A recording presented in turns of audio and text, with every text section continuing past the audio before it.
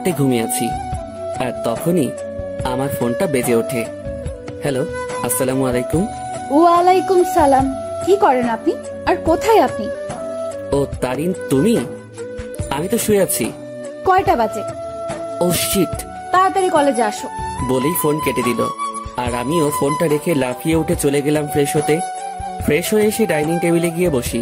কি রে, এত দেরি করে ঘুম থেকে উঠলি কেন? আর বলিও না, কাল রাতে ঘুম আসে নাই আমার। তাড়াতাড়ি নাস্তা দাও তো।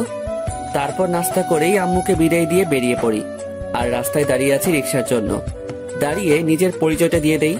বরাবরের মতো আমি মোহাম্মদ ওবায়দুর রহমান অন্তর, অনার্স 3য় বর্ষে পড়ি। আব্বু আম্মুর একমাত্র সন্তান আমি। আর সকালে যে কল দিয়ে আমাকে জাগিয়ে দেয় সে আমার ভালোবাসা তারিন, যার সাথে আমার 1.5 বছরের সম্পর্ক। আর বাকিটুকু না হয় গল্পেই জেনে নিয়েন। দাঁড়িয়ে আছি অসহায়ের মতো। শালার ভাগ্য এত খারাপ কেন? একে তো লেট, দ্বিতীয়ত রিক্সাওয়ালা মামারাও নাই।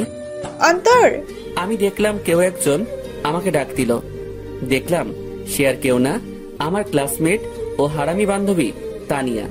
তবে শুধু ক্লাসমেট ও বান্ধবী বললে হবে না, অন্য একটা পরিচয়ও আছে, আমার বেস্টুর জিএফ। তবে বন্ধুর জিএফ মানে আমার ক্লোজ ফ্রেন্ড, বলতে গেলে বেস্টিও। কিরে এভাবে দাঁড়ায় আছিস কেন? খুশির ঠেলায়। আহার, এই বেচারা, ওঠ রিক্সায়। আমিও লাফিয়ে রিক্সায় উঠে পড়ি। তুই না উঠতে দিলেও তোরে লাথি মারি ফেলে আমি রিক্সা নিয়ে চলে যেতাম আর কি। কুত্তা। চুপ কুত্তি। আর মামা রিক্সা চালান, এতের কথা শুনে লাভ নাই। পাবনার পাগলি এতে। রিক্সা চলতেছে আপন গতিতে, আর আমরা রিক্সায় যুদ্ধ করতে ব্যস্ত। রিক্সা ঠিক আমাদের কলেজের গেটে থামে। ওই কুত্তা, ভাড়া দে। দিমু তো গতকালকে।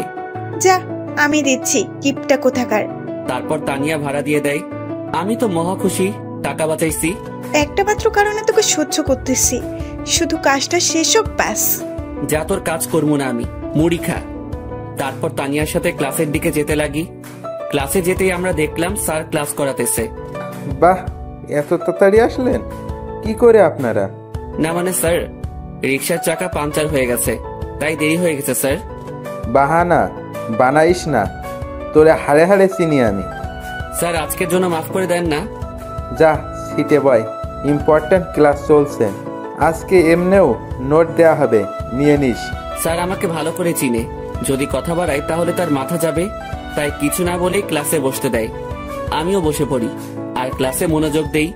তবে দেখলাম তারিন আমার দিকে অন্যভাবেই তাকিয়ে আছে। ক্লাসটা শেষ হতেই আমি ক্যাম্পাসে চলে গেলাম। দেখলাম তারিনও আসলো। এত লেট কেন আজকে? সরি, আসলে ঘুম থেকে উঠতে লেট হয়ে গেছে। তানিয়ারও কি ঘুম থেকে উঠতে লেট হয়ে গেছে, নাকি সেও তোমার সাথে একত্রে আসলো? আরে সেটা তো আমি জানি না, তাকে জিজ্ঞাসা করো তুমি। আর তুমি তানিয়াকে নিয়ে কথা বলতেছো কেন? সে তো আমার ফ্রেন্ড হয়। তারিন আমার পাশে এসে বসে। দেখো অন্তর, আমি সত্যিই তোমাকে ভালোবাসি, আর তোমাকে হারাতে চাই না। প্লিজ আমাকে চিট করিও না। চিন্তা করিও না, আমি তোমার ভরসা ভাঙবো না। তাহলে বলো, তানিয়ার সাথে কিসের এত কথা তোমার? সময় হলে বুঝতে পারবা। এখন চলো ক্যান্টিনে চাই। চলো। আর কি বলবো তোমাকে? তোরাই যা, আমি তো আকাশ থেকে ভেসে আসছি। না রে শালা, তুই তো উগান্ডা থেকে আসছিস। দূর বেটা। তাহলে আমি বা কেন বাদ যাব? চলো চারজনেই ক্যান্টিনে গিয়ে নাস্তা করে নেই। তারপর আমরা ক্যান্টিনে যেতে লাগি, কিন্তু তারিন তানিয়াকে দেখে কিছুটা সংকোচ বোধ করতে লাগলো, কারণ অন্তর আর তানিয়ার মধ্যে কিছু তো একটা চলতেছে, যা থেকে সে বিরত। আমরা সকলেই ক্যান্টিনে গেলাম, আর তানভীরকে পাঠালাম নাস্তা আনতে, আর আমরা আড্ডা দিতে ব্যস্ত। কিন্তু তারিন বারবার অন্তরের দিকে তাকাচ্ছে। সে অন্তরের চোখের ইশারা দেখতে লাগে, যা তানিয়াকে দেওয়া হচ্ছে। কি এমন কথা তানিয়া ও অন্তরের মধ্যে, যা আমাকে বলা হয়নি? তাদের দুজনের হাবভাব ঠিক লাগতেছে না আমার। অনেকদিন ধরেই তাদের আমি একটু ক্লোজ আসতে দেখলাম। কোনো অন্তর আমাকে ঠকাচ্ছে না তো? যেই করেই হোক, তাদের দুজনের মধ্যে কথাবার্তাগুলো আমাকে জানতে হবে। তানভীর নাস্তা নিয়ে আসে, আর আমরাও মজা করে খেতে লাগি। নাস্তা খাওয়া শেষ করে আমরা ক্যাম্পাসে চলে যাই। আমি দেখলাম তারিন একটু অন্যমনস্ক হয়ে আছে। কি হয়েছে তোমার? এইভাবে অন্যমনস্ক হয়ে আছো কেন? কোনো সমস্যা? কিছুই না। আচ্ছা শোনো, চলো না একটু ঘুরে আসি। সরি, তানিয়ার সাথে একটু কাজ আছে আমার, কাল যাব। কেমন? আচ্ছা ঠিক আছে। অন্তর, আজকে আমাদের কি করার কথা ছিল? জানি, চলো। আচ্ছা এভরিবডি, ঠিক আছে, পরে কথা হবে। আমার আর অন্তরের একটা কাজ আছে। ঠিক আছে যাও। আর অন্তর সাবধান শালা। বেশি কথা বলবি তাহলে কিন্তু। আচ্ছা যা শালা মর্গা। আর তানিয়ার খেয়াল রাখবি। বাই। তারপর আমি আর তানিয়া বিদায় নিয়ে চলে গেলাম আমাদের কাছে। অন্যদিকে তানভীর, বল। অন্তর আর তানিয়ার দিকে খেয়াল করছিস তুই? কি হয়েছে তাদের? তাদের হাব ভাব দেখছিস তুই? দেখলাম তো। আমার থেকে তো কোনো কিছুই মনে হলো না। তোর থেকে মনে হবে কিভাবে? তোর বেস্টু বলে কথা। কিন্তু আমার থেকে তানিয়ার অন্তরের হাব ভাব ঠিক লাগছে না। এর উপর আমার পুরো বিশ্বাস আছে ও কোনোদিনও কোনো উল্টোপাল্টা কাজ করবে না। কিন্তু তানভীর, আমার না একটু তাদের হাব ভাব থেকে সন্দেহ হচ্ছে। তুই নেগেটিভ ভাবে ভাবছিস বলে তোর এমনটা লাগতেছে, কিন্তু পজিটিভলি ভাব, তাহলে দেখবি সব ঠিক লাগবে। কিন্তু তারিনের মনে এখনো অন্তরের প্রতি সন্দেহ আছে, কারণ তারিনকে না বলে সে তানিয়ার সাথে খুব ক্লোজলি ভাবে কথা বলতেছে। এইদিকে আমি আর তানিয়া শপিং মলে চলে আসলাম। আসলে আমাদের কিছু কেনাকাটা করতে হবে, তাই। তো কি কি কিনবি বল? লিস্ট ফুল রেডি করেই আনছি। তাহলে শুরু করে দে। আমরা আমাদের লিস্ট অনুযায়ী শপিং করতে ব্যস্ত। প্রায় আমাদের শপিং শেষ, আর তখনই তানিয়া ডাক দেয়। কিরে, ডাকতেছিস কেন? চল জেন্টস শপে যাব, একটা টি শার্ট নিব। আমার জন্য নিবি? হ্যাঁ, আমাকে পাগলা কুকুর পাইছে তো। আসলেই তোরে পাগলা কুকুরে পাইছে? অন্তর, এটা কিন্তু বেশি হইতেছে। ও মা গো, টুরুলা। আচ্ছা চল। তারপর গেলাম টি শার্ট কিনতে। মানে তানিয়া কিনবে আর আমি দেখবো। কি কালার পছন্দ তানভীরের? আমি আর তানভীর প্রায় সেম কালার পছন্দ করি। বুঝছি, হাই রে চয়েস রে। তারপর তানিয়া ঘুরে ঘুরে দেখতে লাগলো আর কয়েকটা টি শার্ট নিয়ে আমার কাছে আসে। দেখ, এখান থেকে দুইটা সিলেক্ট করে দে। আমিও দুইটা টি শার্ট সিলেক্ট করে দেই, আর সেও কিনে নেই। চল, খিদা লাগছে, কিছু খাওয়াবি? চুপচাপ বাসায় গিয়ে খেয়ে নিস। এমনিও টাকা আছে কিনা জানি না। চুপ কিপটা, তোর জন্যই তো আমি শপিং মলে আসছি, আর তোর জন্যই তো শপিং করলাম। এখন কিপটামি করিস না, চল রেস্টুরেন্টে। আমি তো শপিং এ টাকা খরচ করলাম, তুই তো শুধু তানভীরের জন্য টি শার্ট নিলি। ওলে বাবারে, টাকা তোর একা যায় নাই, তোর শপিং এ আমি তানভীরের টাকাও আছে। আর এটা তো তোর জানের জন্য করতেছি আমরা। এখন কিপটামি না করে চল তো। বাবা গো, চল বুঝছি, 1 টাকাও বাসায় নিতে দিবি না। তারপর আমরা রেস্টুরেন্টে গেলাম। সেখানে গিয়ে আমরা বসে পড়লাম, আর তখনই তানভীর ফোন দেয়। হ্যালো, কে? শপিং হয়েছে মামা, নাকি আরো বাকি আছে?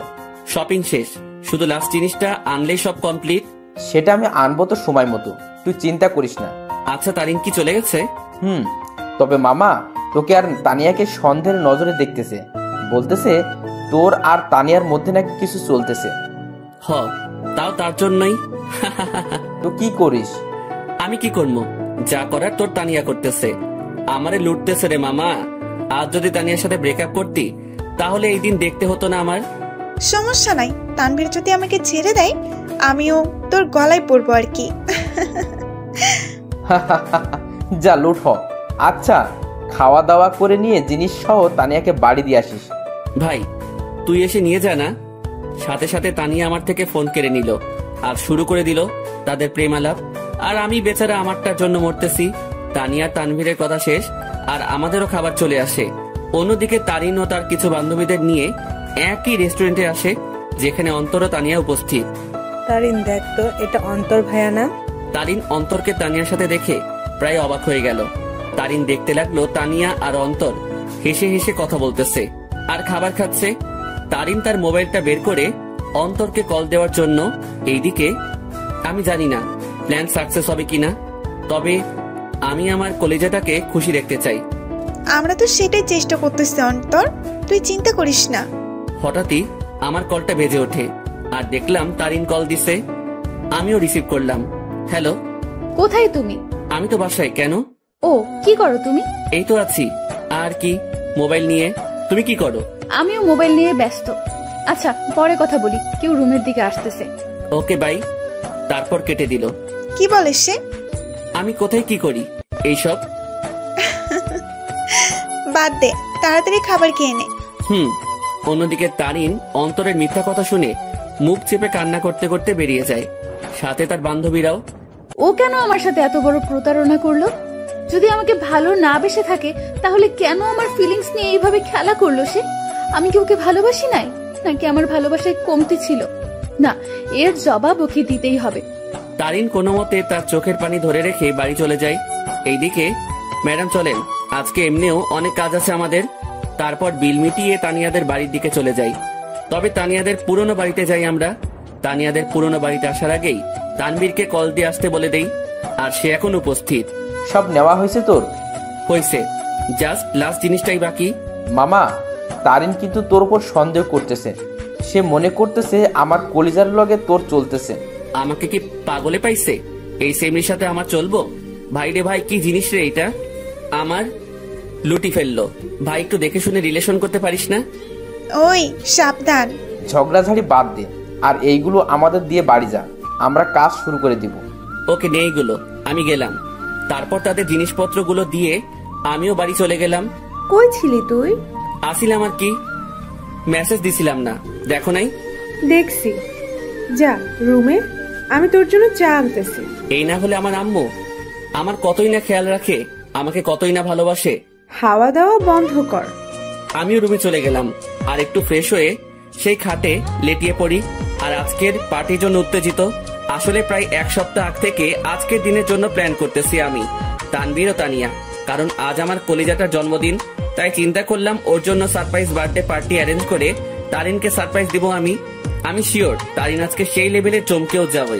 ও খুশিও হবে, কারণ আমি জানি তারিন আমাকে কতটা ভালোবাসে। আম্মু চা নিয়ে আসে।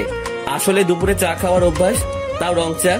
কি রে, আজকে তোর চেহারায় অন্য কিছুই দেখতে পাচ্ছি আমি। কি ঘটিয়ে আসলি আবার? দূর, কই কি ঘটাইছি আমি? সত্যি করে বল, কি ঘটিয়ে আসলি তুই? তোর চেহারায় আজ অন্য কিছুই বলতেছে আমাকে। ধুর আম্মু, বললাম তো কিছুই ঘটাই নাই। যাও, কথাই বলবো না। বলিস না, আমি গেলাম, তুই তোর রং চা শেষ কর। তারপর আম্মু চলে যায়, আর আমিও রং চা শেষ করলাম। আর আজকে কি কি হবে সেটা নিয়ে ভাবতে লাগলাম। অন্যদিকে তারিন বালিশে মুখ গুজে কান্না করতে ব্যস্ত, কারণ সে অন্তরকে তানিয়ার সাথে রেস্টুরেন্টে দেখলো। আর যখন সে অন্তরকে কল দেয় ও জিজ্ঞাসা করে, তখন অন্তর তাকে মিথ্যা বলে। সে অন্তরের এইসব নিয়ে ভাবতে লাগে আর চোখের পানি ফেলতে লাগে। সন্ধ্যাবেলা আমিও রেডি হয়ে নিলাম, দেখলাম তানিয়া কল দিচ্ছে। হ্যাঁ বল। কই তুই আসবি না? আমি না আসলে আমার তারিনকে কেক কে খাওয়াবে, ও লাগাবে। আচ্ছা, তানবীর কি গেছে কেক আনতে? তুই তাড়াতাড়ি আয়। বলেই কল কেটে দিল। আমিও মোবাইল আর ওয়ালেট নিয়ে বাসা থেকে বেরিয়ে পড়লাম। আমি চলে গেলাম সেই জায়গায়, সেখানে আমাদের বার্থডে পার্টি হবে। আর সেটা হলো তানিয়াদের পুরনো বাড়ি। আসলে তানিয়ার পরিবার আমাদের চিনে, আর তানিয়া ও তানভীরের বিয়েও ঠিক হয়ে আছে, কারণ তানিয়া ও তানভীরের বাসায় তাদের সম্পর্ক মেনে নেয়। আমিও দরজার কাছে গিয়ে নক দেই। কিরে, আসছিস? আজকে সেই মজা হবে, আমি তো আর ওয়েট করতে পারতেছি না। ভেতরে চল তো। আমিও ভিতরে চলে যাই। অন্যদিকে তারিনের বান্ধবী নিশু দেখে অন্তর ও তানিয়ার কথাবার্তা শুনে অবাক হয়ে যায়। এটা আমি কি শুনলাম? অন্তর ভাইয়া তানিয়া আপুর সাথে উনি এত নিচু মানুষ তা আমার জানা ছিল না। আমি এখনই তারিনকে বলবো এই সব। নিশু তার মোবাইল বের করে আর তারিনকে কল দেয়। হ্যালো তারিন, শোন, কথা আছে। বলো। তারপর নিশু যা যা শোনে সব বলে, যা শুনে তারিন এবার রেগে যায়। আই জানোয়ারের বাচ্চা, আমি এবার ছাড়বো না, আমি এর শেষ দেখেই ছাড়বো। তুই সেইখানেই থাক, আমি এক্ষুনি আসতেছি। তারপর কল কেটে দেয়, আর তারিনও রেগে ঘর থেকে বের হয় অন্তরকে সাহায্য করার জন্য। তারিন ও তার বান্ধবী নিশু মিলে ঘরের দরজায় গিয়ে কান পেতে শুনে। এইদিকে আমি আর তানিয়া মিলে হলরুমে যা যা করা বাকি ছিল তা করলাম। আমিও তাড়াহুড়ো করতে গিয়ে সেখানে থাকা সোফার টেবিলের উপরে একটা বোতল ছিল, সেটা ধাক্কা খেয়ে তানিয়ার গায়ে পড়ি। আউ! সরি। এত তাড়াহুড়ার কি আছে, আস্তে আস্তে কর। ওকে। অন্যদিকে তারিন তাদের কথাগুলো শুনে মুখ চেপে কান্না করতে লাগলো, আর নিশু প্রায় অবাক হয়ে গেল এই সব শুনে। অন্তর ভাইয়া এত নিজ আর নোংরা প্রজাতির মানুষ হবে তা কল্পনাও করতে পারি না আমি। কুত্তার বাচ্চা, জানোয়ার, নরপশু, তুই তো আজকে শেষ। তারপর তারিন জোরে জোরে দরজা নক করতে লাগে। এইদিকে মনে হয় ও চলে আসছে। ওরে আমার লজ্জাপতি, এত লজ্জা পাইস না। তোর লজ্জা দেখে না লজ্জাও ইনসাল্টেড ফিল করবে। কুত্তা, তোর সাথে কি এমন দুশ্মনী করলাম, কথায় কথায় ইনসাল্ট করিস? যা দরজা খোল। আমিও গিয়ে দরজা খুললাম। দরজা খুলে থ হয়ে গেলাম, কারণ তারিন ও নিশু উপস্থিত। তোমরা সাথে সাথে তারিন আমার কলার ধরে আমাকে ছুঁড়ে মারে ফ্লোরে। কুত্তার বাচ্চা, জানোয়ার, শয়তান, বেয়াদব, লম্পট, বখাটে, প্লে বয়। আমার সাথে কি করে এসব করতে পারলি তুই? সাথে সাথে তারিন তার জুতা খুলে আর আমার গালে মারতে থাকে। জানিস আমি তোকে কতটাই না ভালোবাসছি, কিন্তু তুই যে এমন হবি কে জানতো? তারিন, কি করছিস তুই এইসব? চুপ, বেয়াদব নষ্টা মেয়ে। তুইও কম না।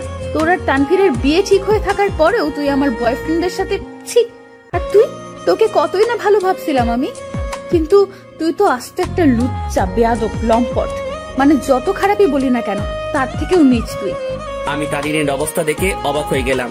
আর সে তো আমাকে তার পায়ের জুতো দিয়ে আমাকে মারলো। তার এই ব্যবহার দেখে আমার চোখ দিয়ে টপ টপে পানি পড়তে লাগে। আজ তারিন আমার সাথে এটা করতে পারলো? আমি কি এমন অপরাধ করলাম যার জন্য তারিন আমাকে এতগুলো কথা শোনালো আর জুতার বাড়িও দিল? তোর যদি রুম ডেট করার এত ইচ্ছা ছিল আমাকে বলতি, কিন্তু তুই কি না এই লুচ্চা প্লে বয়। তোর কি একটুও মনে সংকোচ বোধ করে নাই? নিজেই নিজের বেস্ট ফ্রেন্ডের হবু বউয়ের সাথে তুই আমার তো মন ভেঙে ফেললি, কিন্তু কি করে নিজের বেস্ট ফ্রেন্ডকেও ধোকা দিলি তুই? বলেই তারিন আমাকে জুতা দিয়ে মারতে লাগলো। সি ভাইয়া, আপনি এত নিচু প্রজাতির মানুষ হবেন তা আমার জানা ছিল না। আপনি জানেন তারিন সবসময় আপনাকে নিয়ে কথা বলতো, সবসময় আপনাকে নিয়ে কতই না স্বপ্ন ছিল তার, কিন্তু আপনি কি না। সি ভাইয়া, আপনাকে দেখে আমার ঘৃণা হচ্ছে। তাদের কথাগুলো শুনে আমি চোখ দিয়ে পানি ফেলছিলাম। আজ তারিন আমাকে এইভাবে অপমান করলো। আমি তো কোনো অন্যায় করি নাই, তাহলে কি বলতেছে তারিন এইসব? সত্যি কলিজাটা ফেটে যাচ্ছে আমার। জানিস তোকে কি করা দরকার? তোকে জুতার মালা পরায় এলাকায় ঘুরানো দরকার। দাঁড়া, আমি পুলিশকে কল দিচ্ছি। আর তখনই তানভীর কেক নিয়ে উপস্থিত হয়। সে আমাকে এভাবে পড়ে থাকতে দেখে ও তারিনকে এখন এখানে দেখে অবাক হয়ে যায়। এই অন্তর, এইভাবে পড়ে আছিস কেন? আর তারিন এখন এখানে কি করতেছে? তানভীর, আমি তোকে আগেও বলেছি এই জানোয়ার ও তোর নষ্টা হবু বউয়ের মাঝে অনেক কিছু চলতেছে, কিন্তু তুই বিশ্বাস করিস নাই। কিন্তু দেখ, আমার সন্দেহ ঠিক সত্যিই হয়েছে। আজ আমিও নিশু মিলে হাতে নাতে ধরছি এই দুইটাকে। তারা এখানে তাদের কীর্তিকলাপে ব্যস্ত ছিল, আর আমাকেও তোকে ঠকাছিল তারা দুজন মিলে। তানভীর কথাটা শুনে অবাক হয়ে যায়, তবে তানভীর অবাক হয় তারিনের কথাগুলো শুনে। এই কি বললি তুই? অন্তর আর তানিয়ার মাঝে কি চলতেছে? দেখ তুই, তাদের দুইটাকেই তানিয়ার পুরনো বাড়িতে ধরছি আমরা। দেখ, পুরনো বাড়িতে এসে তারা তাদের প্রেম লীলা চালাচ্ছিল, কিন্তু আজ ধরা খেয়ে গেল দুই নষ্টা। সাথে সাথে তানভীর দিল তারিনকে কষে এক থাপ্পড় খেয়ে তারিন ফ্লোরে পড়ে যায়। দেখলাম তানভীর রেগে আছে। আমিও উঠে তানভীরকে ধরি। অন্তর, ছাড় আমাকে। এই মেয়ে কাকে কি বলতেছে? তারিন তানভীরের দিকে গাল হাত দিয়ে তাকিয়ে আছে, আর নিশু অবাক চোখে তানভীরের দিকে তাকিয়ে আছে। তানভীর আমার থেকে নিজেকে ছাড়াই নাই আর তারিনের চুলের মুঠি ধরে দাঁড় করায়। এই, তুই কাকে কি বলছিস? আর কি বললি তুই? তারা এখানে এসে তাদের প্রেম লীলা চালাচ্ছিল, তাই না? আয় আমার সাথে তুই। তারিনের চুলের মুঠি ধরে হলরুম দেখাতে লাগে। এই দেখ, তারা আসলে কি করতেছিল। তোর জন্মদিন উদযাপন করার জন্য সে আজ থেকে 7 দিন আগে থেকেই তোকে খুশি করার জন্য আমাকেও তানিয়াকে নিয়ে প্ল্যান করে। সে তোর হাসি মুখটা দেখার জন্য দেখ কি করছে। চারদিকে ভালো করে তাকিয়ে দেখো। তারিন ভালো করে দেখে পুরো হলরুম দেখে যা সম্পূর্ণভাবে সাজানো। সেখানে বেলুন, জরি কাগজ ও বিভিন্ন কাগজের কারুকার্য দিয়ে সাজানো। তারপর তানভীর তারিনের চুলের মুঠি ধরে বার্থডে অলবোর্ড দেখায়। কি, ওরা তো এখানে নষ্টামি করতে আসছে, তাহলে এই সব কোনো প্রয়োজন ছিল? উত্তর দে। তানভীর আবার তারিনকে চুলের মুঠি ধরে কেকের প্যাকেটের কাছে নিয়ে যায়। দাঁড়া, তাদের নষ্টমী আরও একটা নমুনা দেখায় বলেই সেই প্যাকেট খুলে দেখায়। দেখ, তাদের নষ্টামি উদযাপন করার জন্য বার্থডে কেক আনে, যেটা তো সুন্দর করে লেখা আছে হ্যাপি বার্থডে তারিন। তারিন এই সব দেখে তাদের মনের মধ্যে অন্তরের বিরুদ্ধে যত সন্দেহ ঘৃণা ছিল সব দূর হয়ে যায়, আর সেই সেখানেই হাউমাউ করে কান্না করে দেয়। কিরে, এখন কান্না করতেছিস কেন তুই? আরও দেখবি তাদের নষ্টামির নমুনা। আসলে তোদের মতো মেয়েরা না ভালোবাসতেই জানে না, শুধু মুখে ভালোবাসি ভালোবাসি বললেই হয় না, মনে প্রাণে বিশ্বাসও করতে হয় ভালোবাসার মানুষকে। কিন্তু তুই কি করছিস? খালি সন্দেহ। হ্যাঁ, আমার বেস্টু খারাপ, কারণ সে তাকে খুশি করতে চেয়েছিল, আর আমি আমার সেই খারাপ বন্ধুকে নিয়ে গর্ব করি, কারণ সে মানুষকে ঠকায়নি কোনোদিনও। সে সব সময় সবাইকে হাসি খুশি দেখতে চায়, কিন্তু আড়ালে সে নিজেই কান্না করে যেত। কিন্তু যখন তুই তার জীবনে আসছিস, সে মনে করছিল সেও এখনো হাসি খুশি থাকবে, কিন্তু তুই আজকে তাকে সবচেয়ে বড় কষ্ট দিয়ে দিলি। হ্যাঁ, আমার বন্ধু জানোয়ার, কারণ সে তোকে হাসাতে চেয়েছিল, যার প্রতিদান আজ তুই দিয়ে দিলি। তানভীর, অন্তর কোথায়? নিশু, অন্তর কোথায়? নিশু চুপ হয়ে আছে। তানভীর সাথে সাথে বাইরে দৌড় দেয় অন্তরকে খোঁজার জন্য, কিন্তু অন্তরকে পায়নি সে। তারিন সেখানে কান্না করতে করতে বসে পড়ে। তারিন, ছি, তুই এত নিস মন মানসিকতার মেয়ে, তা আমার জানা ছিল না। কিভাবে তুই এ ভাবলি? অন্তর আমাকে বান্ধবী মানে তো ঠিকই, সাথে ও আমাকে মন থেকে সম্মানও দেয়। আর তুই কি না, অন্তর তোর জন্য কতই না কি করতে চাইছিল। সে চাইছে তোকে সারপ্রাইজ বার্থডে পার্টি দেব, কিন্তু তুই তাকে কি দিলি? অনেক অপমান ও জুতার বাড়ি। কি করে পারলি তুই এইসব ভাবতে? অন্তর তোকে কতটা ভালোবাসে তা আমি আর তানভীর ভালো করেই জানি, কিন্তু তুই ভালো যেহেতু বেসেছিস, তাহলে একটু ভালোবাসার মানুষকে বিশ্বাস করতে শেখ, সন্দেহ না। আমার মনে হয় না তুই অন্তরকে কোনোদিনও ভালোবেসেছিস, কিন্তু সে তোকে মনে প্রাণে ভালোবেসেই গেল। তানভীর বাইরে থেকে আসে। অন্তরকে পাইছো?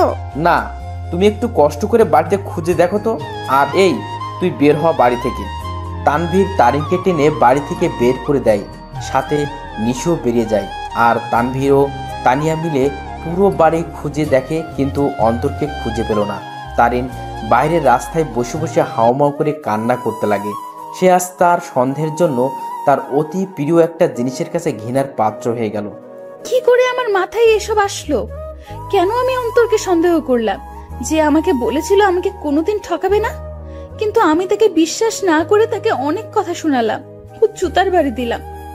ছেলেটা তো আমাকে হাসি খুশি রাখতে চেয়েছিল, কিন্তু আমিই ওকে কাঁদিয়ে দিলাম। বলে সে আরো কান্নায় ভেঙে পড়ে। এইদিকে আমি মেইন রোডে চলে আসলাম। আজ আমাকে আমার ভালোবাসা ভালোই একটা শিক্ষা দিল, আর বুঝিয়ে দিল আমি তার মনে কোনোদিনও জায়গা করে নিতে পারলাম না। আমি তার মনে বিশ্বাস জোগাতে পারলাম না। হয়তো আমারই ভুল ছিল, আগে তার মনে বিশ্বাস জোগানোটা দরকার ছিল। পরে না হয় তার জন্য কোনো কিছু করতাম। হয়তো আমার ভালোবাসায় কমতি ছিল, যার পরিণাম জুতার বাড়ি পেলাম। না, আর কোনোদিনও কাউকে ভালোবাসবো না, আর মনে আঘাত চাই না। আমি তারিনকে পেয়ে মনে করেছিলাম আমার দুঃখ কষ্ট ওর সাথে শেয়ার করব। মনে করলাম ও আমাকে বুঝবে, কিন্তু আমি ভুল ছিলাম। থাক, আর কাউকে ভালোবাসার প্রয়োজন নেই, আমি একাই ঠিক আছি। আর যদি কাউকে প্রয়োজন হয়, আমার বেস্টু ও আমার হৌভাবি আছে না, কিন্তু না আর কাউকে বিশ্বাস করব, না কাউকে মন দিব। কেউ চাই না, আমার শুধু পরিবার ও বান্ধবীদের নিয়ে থাকবো আমি মেইন রোডে হাঁটতে লাগলাম, মনকে শান্ত ও বোঝানোর জন্য যে তার জন্য কোনো ভালোবাসা নেই, আছে শুধু সন্দেহ আর সন্দেহ। আমিও মেইন রোডে যতদূর পারলাম হাঁটতে লাগলাম। কি বা করবো আমি? ভাঙা মনকে সান্ত্বনা দিতে চাচ্ছি। আমি চিন্তা করছিলাম মনের মতো একজন পেয়ে তাকে নিয়ে আমি হাসি খুশি থাকবো, কিন্তু ভাগ্য একটা মোড় দিয়ে দিল। রাত 11টা বাজে, আমি এখনো রাস্তায় হাঁটছি আর চোখের পানি ফেলছি। আমার ফোনটাও অফ করে রাখছিলাম যাতে কেউ আমাকে বিরক্ত না করতে পারে, কারণ আমি একটু একা থাকতে চাই। রাত 12টা বাজে, আমি রাস্তার এক কোণায় বসে আছি। তবে আজ আমার নেশার সাহায্য নিতে ইচ্ছা করছে, তাই আমিও উঠে হাঁটতে লাগলাম আর খুঁজতে লাগলাম কোনো দোকান খোলা আছে কিনা। আমি দেখলাম একটা টঙের দোকান খোলা, তাই আমিও চলে গেলাম। কি চাই মামা? আমি সংকোচ বোধ করতে লাগলাম, কারণ আমি আজ পর্যন্ত কোনো দিনও কোনো দোকানে গিয়ে সিগারেট চাই নাই। আরে ভাই, বলবেন তো কি লাগবে? সিগারেট লাগবে? আরে এটার জন্য এভাবে সংকোচ বোধ করছেন কেন ভাই? বলেন, কি সিগারেট দিব? আমি বেশিরভাগই ডার্বি, ব্যানসন ও গোল্ডলিপের কথা শুনেছিলাম, তাই চিন্তা করলাম তিনটাই নিয়ে নেই। ডার্বি, ব্যানসন ও গোল্ডলিপ তিনটার এক প্যাকেট দিয়ে দেন। তারপর দোকানদার আমাকে দেয় আর আমিও টাকা দিয়ে দেই। সাথে একটা লাইটারও নিয়ে নিলাম। আমিও যেতে লাগি। ভাই, একটা কথা বলবো? জি বলেন। ভাই, আমি এই প্রথম দেখলাম কেউ একসাথে 3 ধরনের সিগারেট নিল। ভাই, আপনারা কি গ্রুপ মিলে আড্ডা দিবেন নাকি? সেটা আপনি না জানলেও চলবে। আপনার কাজ সিগারেট বিক্রি করা, এই সকল প্রশ্ন করা না। বলেই চলে আসলাম সেখান থেকে। তারপর আমিও আবারও মেইন রোডে গিয়ে সিগারেট ধরালাম। হাতে সিগারেট খাবো কি খাবো না তা ভাবতে লাগলাম। পরে এইসব ভাবনা চিন্তা বাদ দিয়ে সোজা খাওয়া শুরু করে দিলাম। প্রথমে একটু কষ্ট লাগলেও পরে ঠিক লাগতে লাগলো। প্রথমে গোল্ডলিপ, এরপর ব্যানসন, এরপর ডার্বি খেলাম। একটা শেষ হতেই অন্য একটা ধরিয়ে দিলাম। এভাবে 3 প্যাকেটই প্রায় শেষ, শুধু ডার্বির 4টা সিগারেট বাকি আছে। দেখলাম 1টা বাজে। পরে মনে পড়লো বাসার কথা, তাই মোবাইলটা অন করলাম। অন করতেই আম্মু আব্বুর প্রায় 150-র উপরে SMS এবং সাথে সাথে আব্বুর ফোন। হ্যালো, কি রে? কই তুই? ফোন বন্ধ কেন তোর? আরে মোবাইল হঠাৎই বন্ধ হয়ে যায়, এতে আমার দোষ কোথায়? কি রে, তুই রেগে আছিস কেন? কি হয়েছে? আমার ইচ্ছা, আমার লাইফ, আমি যা খুশি করব। ফোনটা রাখো, আর আমি পরে আসবো, একটা পার্টিতে আছি, বাই বলেই কল কেটে দিলাম। এরপর বাকি যে সিগারেট গুলো ছিল সেগুলো একটার পর একটা শেষ করলাম। আমি চাচ্ছি সিগারেটের ধোঁয়া দিয়ে নিজের কষ্টটাকেও উড়িয়ে দিতে। প্রায় 2:30 বাজে আমি বাসার দিকে গেলাম। আমি দরজায় টান দিতেই দরজা খুলে যায়, আর আমি বাড়ির দরজা বন্ধ করে দিয়ে রুমে চলে যাই। শুয়ে থাকতে থাকতে ঘুম চলে আসে। অন্তর, অন্তর, আব্বু ওঠ, আর কতক্ষণ ঘুমাবি? সকাল হয়েছে তো। আম্মুর ডাকে আমি উঠে পড়ি। এভাবে কি দেখো তুমি? তোর চোখ লাল হয়ে আছে কেন? ধুর, বোকার মতো কথা বলিও না তো। কাল রাতে আসলাম কয়টায়, আমি ভালো করে ঘুমাতে পারি নাই তো, তাই। আমিও উঠে বাথরুমে ফ্রেশ হতে চলে যাই। সেখানে আমি আয়নায় আমার চোখগুলো দেখতে লাগলাম। আসলে আমার চোখগুলো লাল হয়ে আছে, তবে একটু ভয়ঙ্কর লাগতেছে দেখতে। এখন আমার চোখগুলো দেখলে মনে হবে আমি কোনো এক নরপশু হিংস্র হয়ে আছি, আর শিকার পেলে সোজা গিলে ফেলবো। আমি খেয়াল করলাম আমার গায়ের থেকে সিগারেটের গন্ধ আসতেছে, তাই পকেটে যা যা ছিল সব বের করে এক সাইডে রেখে সেই অবস্থায় গোসল করে নিলাম। তারপর রুমে গিয়ে একটা টি-শার্ট ও প্যান্ট নিয়ে আবার বাথরুমে চলে গেলাম আর চেঞ্জ করে নিলাম। এরপর আমি আমার রুমে আয়নার সামনে গেলাম। সেখানে গিয়ে নিজেকে দেখতে লাগলাম। একদিনে কি থেকে কি হয়ে গেলাম আমি। আমার চুলগুলো ভেজা অবস্থায় আছে, তাই সেগুলো নেমে আছে, আর চুলগুলো বড় হওয়ার কারণে চোখ বরাবর আসলো। তবে সেই অবস্থায় নিজেকে দেখলাম আর নিজেই প্রায় ভয় পেয়ে গেলাম, কারণ আমার চুল ও চোখের জন্য একটা কি বলবো ভাই, বাদ দেন। আমিও ডাইনিং রুমে চলে গেলাম। দেখলাম আব্বুও উপস্থিত। আমিও টেবিলে বসলাম। কি রে, কাল রাতে কই ছিলি? একটা ফ্রেন্ডের বাসায় বার্থডে পার্টিতে ছিলাম। আমাদের একটু বলে যাইতি, ভালো হইতো। আমাদের কি চিন্তা হয় না তোর জন্য? সাথে সাথে টেবিলের উপর থেকে একটা গ্লাস নিয়ে ফ্লোরে আছাড় মেরে ভেঙে ফেলি। আমাকে পাইছোটা কি তোমরা? আমি কি মেয়ে নাকি যে আমাকে নিয়ে চিন্তা হয়? যদি এতই চিন্তা হয় তাহলে কেন বাইরের দুনিয়া দেখাইছো আমাকে? ঘরে আটকায় রাখলেই হইতো। আমার অবস্থা দেখে আম্মু আব্বু দুজনেই নিস্তব্ধ হয়ে গেল, আর আমিও টেবিল থেকে উঠে সোজা রুমে চলে গেলাম। তখন মনে পড়লো ফোনের কথা। আমিও ফোনটা হাতে নিলাম। দেখলাম তারিনের নাম্বার থেকে অনেকগুলো মিসড কল। আমি ফোনটা খাটের উপরে ছুড়ে মারি। ফোন বাজতে লাগলো। দেখলাম আননোন নাম্বার থেকে কল আসছে। আমিও রিসিভ করলাম। হ্যালো, আসসালামু আলাইকুম, কে বলছেন? হ্যালো, কোথায় তুমি? কলেজে আসো নাই কেন? দেখো, দোহাই লাগে, একটিবার দেখা করো আমার সাথে। ওই আমাকে পাইছিস কি তুই? যখন ইচ্ছা কষ্ট দিবি, যখন ইচ্ছা পিরিত দেখাবি, তাই না? আর কোনো দিনও আমাকে কল দিবি না। তোর মতো ভালো মেয়ের সাথে আমার মতো লুচ্চা নষ্টা প্লে বয়ের কথা বলা উচিত না। রাখ ফোন বলে কল কেটে দিলাম আর মোবাইলটা খাটে ছুড়ে ফেলি। লাগবে না কারো ভালোবাসা আমার, একাই ঠিক আছি আমি। অনেক কষ্ট দিয়ে এখন আলগা পিরিত দেখাইতে আসছে। না, এই সিমটাই ভেঙে ফেলবো আমি। না থাকবে সিম, না হবে কন্ট্রাক্ট। আমি মোবাইলটা হাতে নিয়ে তা খুলে সিম নিয়ে নেই আর সেটা ভেঙে ফেলি, আর খাটে শুয়ে পড়ি চোখটা বন্ধ করে। হঠাৎই কেউ একজন আমার মাথায় হাত বুলিয়ে দিতে লাগে। আমিও চোখ খুলে দেখি আম্মু মাথায় হাত বুলিয়ে দিচ্ছে। কি রে আব্বু, কি হয়েছে তোর? একটু বলতো আমাকে। কিছু হয় নাই আমার। আচ্ছা, দেখি আমি নাস্তা খাইয়ে দিই। আচ্ছা দাও। তারপর দেখলাম আম্মু নাস্তা নিয়েই আমার রুমে আসে আর প্লেট নিয়ে আমাকে খাওয়াই দিতে লাগে। আচ্ছা শোন, তোর নানু কল দিছিল, এক কাজ কর, তুই কয়েকদিন সেখান থেকে ঘুরে আয় না। আচ্ছা ঠিক আছে, যাব। ঠিক আছে, আজই চলে যা, তাহলে ভালো হবে। ঠিক আছে।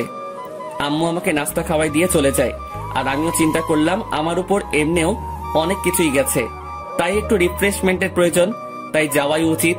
আমিও আমার ব্যাগ গুছিয়ে নিলাম। দেখলাম সকাল 11টা বাজে। আমি ব্যাগ নিয়ে রুম থেকে বেরিয়ে পড়লাম। আম্মু আব্বুর থেকে বিদায় নিয়ে আমি চলে গেলাম বাস স্টেশনে। আমিও টিকিট কাউন্টারে যেতেই শক খেয়ে গেলাম। কিরে, এখন কোথায় যাস? আমি কি বলবো বুঝতে পারতেছি না, কারণ আমার সামনে তানভীর দাঁড়িয়ে আছে। শালা তুই তুই এখানে কি করতেছিস? শালা আমাকে একা করে কই যাচ্ছিস? আর ফোন বন্ধ কেন তোর? এমনি। এখন তুই এখানে কেন? আর কই যাচ্ছিস তুই? যাইতেছি আর কি, বেস্টুর নানার বাড়ি। মানে? মানে আমি তুই একই জায়গায় যাচ্ছি মামা। এবার কথা বলিস না, টিকিট নে। আমি আর কোনো কথা না বলে টিকিট নিতে গেলাম, কিন্তু প্রশ্ন হলো এই হারামি কি করে জানলো আমি যে এলাকা ছাড়তেছি? জি, 2টা টিকিট দেন তো জায়গার জন্য। নিয়ে নে, পরের বাস দেরি আছে। ঠিক আছে দেন তাহলে। আমি 2টা টিকিট নিয়ে নিলাম, কিন্তু আমরা দুজন দু প্রান্তে বসতে হবে। আমরা বাসে উঠলাম। আমি শুধু একটা ব্যাগ নিয়ে আসলাম, যেটাতে কিছু জামা কাপড় ও আমার কিছু প্রয়োজনীয় জিনিস আছে। আমি আবার সিটে বসলাম। যাক ভালোই, আমাকে জানালার পাশ দেওয়া হয়েছে। এবার প্রকৃতি উপভোগ করতে করতে নানার বাড়ি যাওয়া যাবে। আমি দেখলাম তানভীর, আমি যে শাড়িতে বসলাম সে আমার বাম পাশে শাড়ির আমার সিট বরাবর 3 সিট পর তার সিট। আমি সিটে বসে আছি আর বাস ছাড়ার অপেক্ষা করতেছি। আমি জানালা দিয়ে বাহিরে দেখতে লাগি। এক্সকিউজ মি, এটা আমার সিট, আমি কি এখানে বসতে পারি? আমি কথা শুনে সাথে সাথে তাকালাম। দেখলাম একটা কালো বোরকা পরা একটা মেয়ে এই কথা বলল। কোনটা আপনার সিট? জি, আপনার পাশের সিট আমার, আমি কি এখানে বসতে পারি? পড়ে গেলাম মুসিবতে। আমি কিনা সিট পেলাম, তাও একটা মেয়ের পাশের সিট। হয়তো অনেক ছেলে এই জিনিসটাকে তাদের জন্য সৌভাগ্য মনে করে, কিন্তু আমার জন্য এইসব দুর্ভাগ্য। কারণ আমি অন্য ছেলেগুলোর মতো মেয়ে পাগল না। তবে হ্যাঁ, একজনকে নিয়ে স্বপ্ন দেখেছিলাম, কিন্তু থাক, সে অতীতকে মনে না করাই ভালো। সেটা জাস্ট আমার জন্য একটা দুঃস্বপ্ন ছিল। এই যে মিস্টার, এখন কি বসতে দিবেন? আজব তো, আপনার সিট আপনি বসবেন, এটা নিয়ে তো মাথা খাওয়ার কি আছে? বসেন আপনার সিটে। তারপর মেয়েটা আমার পাশের সিটে বসে পড়ে। তবে আমার একটু আনইজি লাগতেছে। আমি তানভীরকে দেখতে লাগলাম। তানভীরের সাথেও একটা বোরকা পরা মেয়ে বসছে, আর সে তো পিড়িতিরে আলাপ করতে ব্যস্ত। আপু, একটা কথা বলি, কিছু মনে করিয়েন না। আপনি যদি আমার বন্ধুর সিটে গিয়ে বসতেন তাহলে একটু ভালো হতো। সরি, পারবো না। আমি আমার সিট ছাড়া অন্য কোথাও বসি না, এটা সম্ভব না। বাপরে বাপ, কি জিনিস রে ভাই! একটা ছেলে পাশে বসছে, আমি ছেলে হয়েও তার জন্য একটু সুবিধার জন্য কথা বললাম, আর সেই কিনা গাড়ি স্টার্ট করলো। গাড়ি চলতে লাগলো আপন শক্তিতে, আর আমিও জানালার বাহিরে তাকিয়ে প্রকৃতি উপভোগ করতে ব্যস্ত। আচ্ছা, যদি কিছু মনে না করেন, আমাকে কি জানালার সিটটা দিবেন? আমি দেওয়া নেওয়া বন্ধ করে দিছি, যেটা নিজের সেটাকে নিয়েই থাকি। আর আমার জানালার সিট পড়ছে, তাই আমি এখানে থাকবো। দিবেন না ভালো কথা, এত অ্যাটিটিউড দেখাচ্ছেন কেন? আমার অ্যাটিটিউড বেশি, তাই দেখাচ্ছি। নাও প্লিজ সাইলেন্ট। কিছুক্ষণ নীরবভাবে বসে বসে বাহিরের প্রকৃতি দেখতে লাগলাম, আর প্রকৃতির বাজেও হারিয়ে যেতে লাগি। আর তখনই তারিনের মিষ্টি হাসিটি মনে চলে আসলো। সাথে সাথে আমি প্রকৃতি থেকে আমার মনোযোগ সরিয়ে নিলাম। কি হলো, শখ খেলেন নাকি? আমি কিছুই না বলে আমার পকেট থেকে মোবাইল আর ইয়ারফোনটা বের করে কানে লাগিয়ে দিলাম, আর গান শুনতে লাগলাম। কিছুক্ষণ গানের মধ্যে মগ্ন ছিলাম আমি, আর তখনই পাশ থেকে খোঁচা দেয়। সমস্যা কি? গান শুনছিলেন? না তো, ব্যাডমিন্টন খেলছিলাম। এত রাগ আর কি আছে?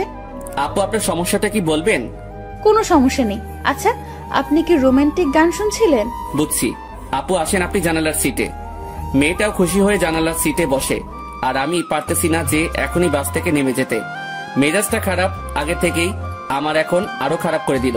আমি তানভীরকে দেখলাম শালা মেয়ের সাথে পিড়িতির আলাপ করতেছে। হয়তো শালা ভুলেই গেছে তার বিয়েও ঠিক হয়ে আছে। আমি তানভীরকে ডাক দিলাম। তানভীর সিট থেকে আসে, কোনো মতে দাঁড়ায়। মেয়ে পেয়ে তো ভালোই কাজ চালাচ্ছিস, শালা ভুলে গেছিস তোর বিয়ে ঠিক হয়ে আছে? নাকি তানিয়ারে কল দিয়ে বলমু? আরে দোস্ত, মেয়েটা অনেক ফ্রেন্ডলি বিহেভ করে ভাই, অনেক হাসি আড্ডাও করে, তাই আর কি একটু। আমিও তানিয়ারে কল দিয়ে একটু। না না, কল দিস না দোস্ত, না হলে সব শেষ হয়ে যাবে বেটা। হোক শালা, সব শেষ। তোর পাশেও তো একটা মেয়ে, তার সাথে তুইও ফ্ল্যাট কর, কে বারণ করলো তোরে? সেটাই তো সমস্যা। এক কাজ কর, তোর পাশের মেয়েটাকে এখানে পাঠাই দে কষ্ট করে, না হলে। এই যে মিস্টার, মেয়েদের পাশে বসলে সমস্যা কোথায়? এলার্জি আছে আমার। এবার কথা বলিয়ে না, একদম চুপ থাকেন। আচ্ছা দোস্ত, আমি পাঠাচ্ছি। তারপর তানভীর চলে গেল, আর তানভীরের পাশের মেয়েটা আসে। আমি ওনাকে সিটটা দিয়ে আমি তানভীরের পাশে বসে পড়ি, আর সেখানে কানে ইয়ারফোন লাগিয়ে গান শুনতে লাগি। বাস বিরতির জন্য থামলো। তানভীর চল একটু ফ্রেশ হয়ে নেই, আর কিছু খেয়ে নেই। চল। তারপর আমরা বাস থেকে নামলাম, আর একটু হালকা হয়ে নিলাম। তারপর দুজনেই খাবার খেয়ে নিলাম। তবে টেবিল থেকে উঠতেই ঠিক আমার পিছন বরাবর টেবিলে সেই 2টা মেয়ে উপস্থিত। আমি তাদের দেখেও না দেখার ভান করে চলে গেলাম হাত ধুতে। তারপর হাত ধোয়া আমি তানভীরের কাছে গেলাম। তুই খা, আমি বিল দিয়ে দেই। না, বিল দিস না, আমি দিব। তুই কেন দিবি? তুই আমার সাথে আসছিস, তাই তোর বিল আমি দিব। মামা বেইমানি হবে কিন্তু। যা যা তুই দে, এমনিও কিপটা তুই, দে শালা। তারপর তানভীর খেয়ে বিল দিল আর কিছু খাবার নিয়ে নিল। আমরা বাসে উঠে যাই আর আমাদের আসার পরেই সেই মেয়ে দুইটাও আসে। কিছুক্ষণ পরে বাসটা ছেড়ে দেয় আর আমিও কানে ইয়ারফোন দিয়ে গান শুনতে লাগি। প্রায় 2.5 ঘন্টা পরে আমরা আমাদের গন্তব্যে পৌঁছে যাই। আমরা বাস থেকে নামি আমাদের ব্যাগ নিয়ে। কিছুক্ষণ পরেও দেখলাম সেই মেয়েগুলো। আমি তাদের দেখেও না দেখার ভান করে আমি মোবাইলটা বের করলাম আর মামাকে ফোন দিলাম। হ্যালো মামা, কই তুমি? আরে আমি সিএনজি স্টেশনের সামনে। পরে আমি মামাকে দেখলাম আর কলটা কেটে দিয়ে আর তানভীরকে দিয়ে মামার কাছে চলে গেলাম। মামা আমাকে দেখে জড়িয়ে ধরে। কেমন আছিস অন্তর? ভালোই আছি। তোমাকে কয়বার বললাম আমার জন্য গ্রামের একটা সুন্দরী খুঁজতে, যাতে বিয়ে করতে পারি। বজ্জাত, এখনো ফাজলামি যায় নাই তাই না? কেমনে যাবে, মুই লেজেন্ডারি ফাজিল। আর মামা, এ হলো আমার বেস্টু, যার কথা তোমাকে বলতাম। কেমন আছো তানভীর? তোমার কথা আমাকে এই ফাজিলটা প্রায় সময় বলে থাকে। জি ভালো, আপনি কেমন আছেন? ভালো। আচ্ছা তোরা চল আমার সাথে। তারপর মামা একটা সিএনজি ভাড়া করে, কিন্তু মামা কাকে যেন খুঁজতে লাগলো। কাকে খুঁজো মামা? আরে আরো 2 জন আসবে, আব্বু বলছিল। কি অবস্থা তার শরীরের? ভালোই আছে আব্বু। আর আব্বু বলছিল তার নাকি কোনো বন্ধুর 2টা নাতনিও আসবে, তাদেরও নিয়ে যেতে বলল। ও আচ্ছা। তার কিছুক্ষণ পর মামা কাকে দেখে যেন চলে যায় আমাদের সিএনজির কাছে রেখে। আর কিছুক্ষণ পরে মামার সাথে 2টা মেয়ে আসে। তাদের দেখে আমি অবাক হয়ে গেলাম, কারণ এরা হলো সেই মেয়েগুলো যেগুলো আমাদের সাথে বসেছিল। আমি অবাক চোখে দেখতে লাগলাম। তোরা ওঠ, আমি বাইকে যাই। মামা বাইক আনছো? কেন? মামা তুমি সিএনজি করে চলে যাও, আমি বাইক নিয়ে আসতেছি। ভুলেও না প্লিজ মামা, অনেকদিন পরে বাইক পাইলাম। কাল চালাস। আর কিছু বললাম না, কারণ মামার সাথে কথা বাড়ায় লাভ নাই। আমি আর তানভীর সিএনজিতে উঠে পড়ি আর পিছে সেই 2টা মেয়েই মজা করে বসে পড়ে। তারপর সিএনজি চলতে লাগে তার আপন গতিতে। আমিও গ্রামের পরিবেশ উপভোগ করতে করতে যেতে লাগি। মামা তার বাইক নিয়ে চলে যায়। আমরা আমার নানার বাড়ি পৌঁছে যাই। আমি দেখলাম নানা ভাই দরজায় দাঁড়ায় আছে। আমি নানা ভাইয়ের কাছে গেলাম আর নানা ভাইকে সালাম করলাম। নানা ভাই কেমন আছিস? তারপর নানা ভাই আমাকে জড়িয়ে ধরে। আমি তো ভালোই আছি, তবে তোমার খবর জিজ্ঞাসা করবো না, কারণ তোমাকে দেখে পাওয়ারফুল মানুষ মনে হচ্ছে। কি মনে করিস? আমার অনেক শক্তি বলে তো 80 বছরে বেঁচে আছি। কিন্তু নানা ভাই, আমি তো শুনছি ভালো মানুষ তাড়াতাড়ি মরে আর শয়তান নাকি অনেক বছর বাঁচে। চুপ বেটা, ভিতরে যা। আমারে ধমকায় লাভ নাই নানা ভাই। তারপর তানভীরকে আমার কাছে ডাক দিলাম। নানা ভাই, আমার বন্ধু তানভীর, ও আমার সাথে আসছে। আসসালামু আলাইকুম। ওয়ালাইকুম আসসালাম। আমার বজ্জাত নাতিটা আমাকে নানা ভাইকে ডাকে, তুমিও আমাকে নানা ভাই ডাকতে পারো। জি আচ্ছা। মানে অন্তর তোর বন্ধুকে তাদের রুম দেখিয়ে দে। আচ্ছা আব্বু, তোরা আয় আমার সাথে। আমরা 2 জন মামার সাথে যেতে লাগি। আসলে নানাদের বাড়িটা বলতে গেলে বড় একতলা বিল্ডিং, যেটা একটু বড় করে বানানো হয়। মামা আমাদের একটা রুমে নিয়ে যায়। এটা তোদের রুম। আর তানভীর, তুমি আমাকে মামা ডাকতে পারো, অন্তর যেমনটা ডাকে আর কি। মামা না, এখন থেকে মামু ডাক মনে। আস্তে আস্তে শুরু করে দিলে। দাঁড়া, তোরে বিয়েটা করায়ে দিয়ে তোর বউয়ের হাতে তোরে শায়েস্তা করবো আমি। আগে নিজের গদি সামলাও। লাস্ট টাইম মামিকে দিয়ে কি করছিলাম মনে আছে নাকি? এবার আগের বারের থেকেও ডাবল হবে। তোরা ফ্রেশ হয়ে হলরুমে আয়, আমি গেলাম। কিরে ভাই, তুই তোর মামারে থ্রেট দিস? আরে বেটা, আসলে আমাদের পরিবারটা একদম ফ্রেন্ডলি, তাই সবার সাথে হাসি মজা করেই থাকি। তোর মতো আমি একটা পরিবার পাইলে হইতো। আমার পরিবার মানে তোর পরিবার বেটা। এখন কথা না বলে ফ্রেশ হয়ে নে। তারপর তানভীর ফ্রেশ হয়ে নিল। এরপর আমিও ফ্রেশ হয়ে নেই আর দুজনেই হল রুমে যাই।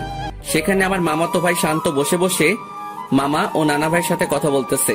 কিরে শান্ত, কি অবস্থা তোর? শান্ত আমাকে দেখে আমার কাছে চলে আসে। সে 9-এ পড়ে। অন্তর ভাইয়া, কি খবর তোমার? কেমন আছো? ভালো আছি, কিন্তু তোর থেকে আমি এটা আশা করিনি। আমি আবার কি করলাম? তুই নাকি গোপনে বিয়ে করে ফেলছিস। দূর ভাইয়া, কি বলো এইসব তুমি? আমার কথা একটু ভাবলি না? আমি তোর থেকে কত বড়, অথচ বিয়ের দিক দিয়ে ছোট বানাই দিলি। কেমনে পারলি এটা করতে তুই? তোর তো বলছিলাম আমার জন্য মেয়ে খুঁজতে, আর তুই কি না, কাজটা ভালো করিস নাই তুই। দূর ভাইয়া, কে বলেছে তোমারে আমি বিয়ে করছি? আমার বিয়ের বয়স হয়েছে নাকি? আজকালকার পোলাপানগুলো বিশ্বাস নাই, বড় ভাইরে রেখে তারাই গোপনে কাজ সেরে ফেলে। আল্লাহ কোন যুগে আনলা তুমি আমারে? তোদের কথাবার্তা শেষ হলে নাস্তা কর। ও মামি, তোমার জামাই আমাকে বাস স্টেশনে মারছে। নাউজুবিল্লাহ, কিরে বেটা, আমি তোরে কই মারলাম? এই, তুমি অন্তরের গায়ে হাত দিছো? অন্তর আসতে না আসতেই কি মামারে এভাবে মারবি নাকি? তোর জ্বালায় আর বাঁচমু না আমি। আব্বুরে আগেই বলছিলাম এই শয়তানটা যদি আসে আগেই আমাকে বলে দিতে, যাতে বনবাসে ভাগতে পারে।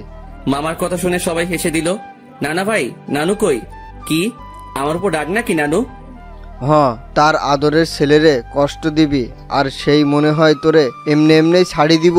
কিছু মনে হয় বলতে হবে। তো নানু তার রুমে, আসলে শরীর একটু অসুস্থ তো, তাই রুম থেকে কম বের হয়। আচ্ছা, তাহলে আমি দেখা করে আসি। তারপর আমি নানু রুমের দিকে যেতে লাগি। নানু রুমের দিকে যেতেই আমি কিছু কথাবার্তা শুনতে পেলাম। নানু, আমি অনেক বড় ভুল করে ফেলেছি নানু। এখন ও আমাকে দুই চোখেই দেখতে পারে না। তুমি চিন্তা করিও না, আমাকে নানু ডাকছো না, আমি সব সামলে নিব, তুমি কান্না থামাও। আমি বুঝতে পারলাম নানু রুমে অন্য কোনো মহিলা বা মেয়ে আছে, তবুও এটা ফ্যাক্ট না আমার জন্য। আমি যেহেতু আসছি তাই দেখা করবই, কারণ নানু আমাকে ইগনোর করবে না। তার কাছে আমি আগে, বাকি সবাই পরে। নানু, দরজা খুলে যায়। আর দেখলাম নানু দরজা খুলে নানু আমাকে জড়িয়ে ধরে। কেমন আছো নানু? ভালো, তুই কেমন আছিস? আমি তো ভালোই। আয় ভিতরে আয়। আমি নানুর সাথে ভিতরে গেলাম। আমি ভিতরে যেতেই দেখলাম আমাদের সাথে বোরকা পরা যে দুইটা মেয়ে আসছিল তারা রুমে উপস্থিত। নানু ভাই, বয় তুই। বোরকা পরা দুটো মেয়ে বলল, আচ্ছা নানু, আমরা যাই, পরে কথা বলবো আপনার সাথে। ঠিক আছে, যাও, আর চিন্তা করিও না, আমি সামলে নেব, কান্না করিও না, কেমন? তারপর রুমে থাকা দুইটা মেয়েই চলে যায়। নানু মেয়েগুলোকে আর কান্নাকাটি করতেছিল কেন? আর বলিস না, একটু পারিবারিক সমস্যা, তাই আর কি। তো নানু ভাই, অবশেষে তোকে দেখলাম আমি, এবার শান্তিতেই মরতে পারবো আমি। নানু, কি উল্টাপাল্টা কথা বলো তুমি? এই সব বলা বাদ দাও তো। আচ্ছা নানু ভাই, বাদ দিলাম, এখন এটা বল, কেমন আছিস? আমি তো ভালোই আছি। তা তো দেখতেই পারতেছি, মনে অনেক কষ্ট নিয়ে সকলের সামনে ভালো আছিস দেখছি। মানে? কিছু না, বাদ দে। আমি নানুর সাথে নানুর রুমেই অনেকক্ষণ যাবত কথা বলি। অন্তর, একটা কথা শোন। জি নানু, বলো। মানুষ মাত্রই ভুল, তাই ভুল করবে, তাই বলে তাকে ক্ষমা করে দেওয়াই ভালো। কথাটা ঠিক বুঝলাম না নানু। আচ্ছা থাক, যা, রাত হইছে, খাবার খেয়ে নে। তুমি খাবা না? খাবো তো, তবে তোর মামি, আমি আর বাসায় আরো দুজন মেহমান আসছে, তাদের সাথে খাবো আর কি। আচ্ছা ঠিক আছে। তারপর আমি নানুর রুম থেকে চলে যাই আর হল রুমে যাই। সেখানে দেখি নানা ভাই, মামা ও তানভীর কথা বলতেছে। ভালোই তো, বহুত ভালো আলাপ চলতেছে মনে হয়। আমাকে দেখেই তারা হতাশ হয়ে যায়। বুঝলাম না কেন, আজব তো। এইভাবে কি দেখো, আমি কি ভূত নাকি? ভূতের চেয়ে কম নাকি তুই? এই মামু, মেজাজ খারাপ কইরো না, না হলে কিন্তু। কি করবি তুই? গ্রামের একটা মাইয়ারে কিডন্যাপ করে বিয়ে করে চলে আসমো। আমার কথা শুনে সকলেই হাসতে লাগে, তবে আমিও উপর দিয়ে হাসতে লাগি, কিন্তু ভিতর দিয়ে থাক বাদ দেই এইসব। আমার জন্য কি অন্যদের হাসি ঠাট্টা বন্ধ করব নাকি? মামি আমাদের খাবারের জন্য ডাক দিল আর আমরাও চলে গেলাম খাবার খেতে। ভাই, শীতকাল, গায়ে আমার কোট আছে, তারপরেও একটু শীত লাগছে। রাতের খাবার খেয়ে নিলাম আমরা। আমিও চিন্তা করলাম রাতের বেলা একা একা হাঁটার। আমি আস্তে করে বাহিরের দিকে যেতে লাগি। কিরে, চোরের মতো কই যাস? যা শালা, ধরা খেয়ে গেলাম। না মানে একটু বাহিরে যাব মামা। অন্তর, বাইরে প্রচুর ঠান্ডা। অসুবিধা নাই, একটু যাই, চলে আসবো তো। ঠিক আছে যা, তবে দরজা লাগিয়ে দিবি। তুই দরজার কাছে আসলে আমাকে একটা কল দিস, আর তানবীরকে নিবি। না মামা, তানবীর এমনিও জার্নি করে আসছে, ক্লান্ত সে, তাই তাকে না নেওয়াই ভালো। আমি মামার সাথে কথা বলেই বাহিরে চলে আসি, আর পকেট থেকে মাস্কটা বের করে পরে নেই, আর কোটটাও মাথায় দিয়ে দেই। আমি হাঁটতে লাগলাম, আর হাঁটতে হাঁটতে একটা দোকানের কাছে চলে গেলাম।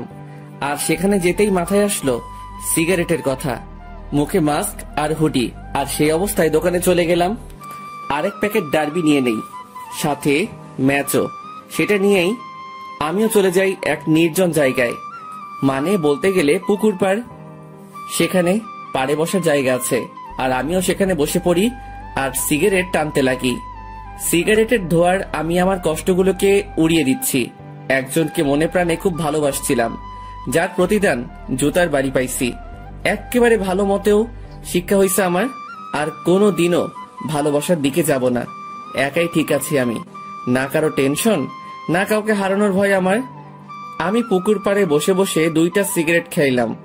আসলে পরিবেশটা আমার খুব ভালো লাগতেছে, কারণ চাঁদ রাত, আবার পুকুর পাড়ে, সেখানে পরিবেশটা খুবই দারুণ লাগতেছিল আমার। কিছুক্ষণ সেখানে সময় কাটিয়ে আমি বাড়ি চলে গেলাম। বাড়ির কাছে যেতেই মামাকে কল দিলাম, আর মামাও দরজা খুলে দেয়, আর আমি আমার রুমে চলে যাই। দেখি তানবীর ঘুম। আমিও আমার মোবাইলটা চার্জ দিয়ে ব্যাগে সিগারেট ও ম্যাচ ঢুকিয়ে রাখি, আর গায়ে কম্বল দিয়ে ঘুম। সকালবেলা অন্তর ভাইয়া, এই ভাইয়া উঠো না কেন, সকাল হয়েছে তো ভাইয়া।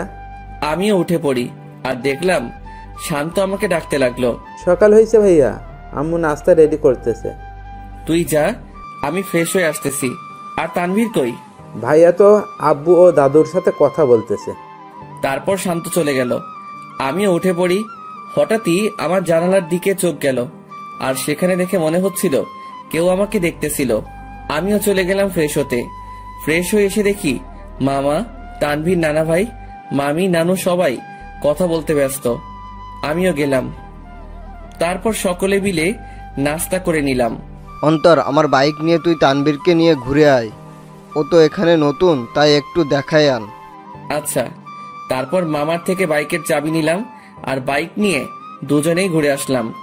আমরা যে গ্রামে থাকি সেখানে প্রায় সব জায়গায় চাষ করার জন্য মাঠ ও পুকুর, কিন্তু দুঃখের কথা আমি সাঁতার পারি না, কারণ আমি জীবনের 100 ভাগের 80 ভাগই শহরেই কাটাইছি।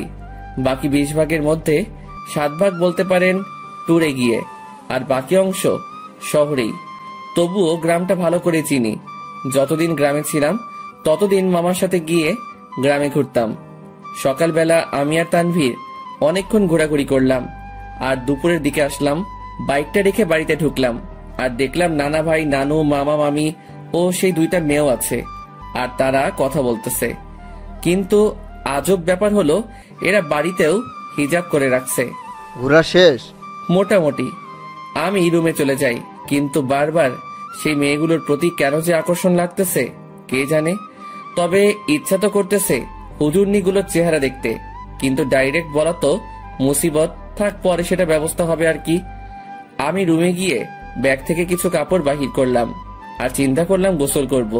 কিন্তু মনে পড়লো এখানে তো পানির হিটার নাই যে ডাইরেক্ট বাথরুমে যাবো, সুইচটা ক্লিক করবো আর গরম পানি পামো।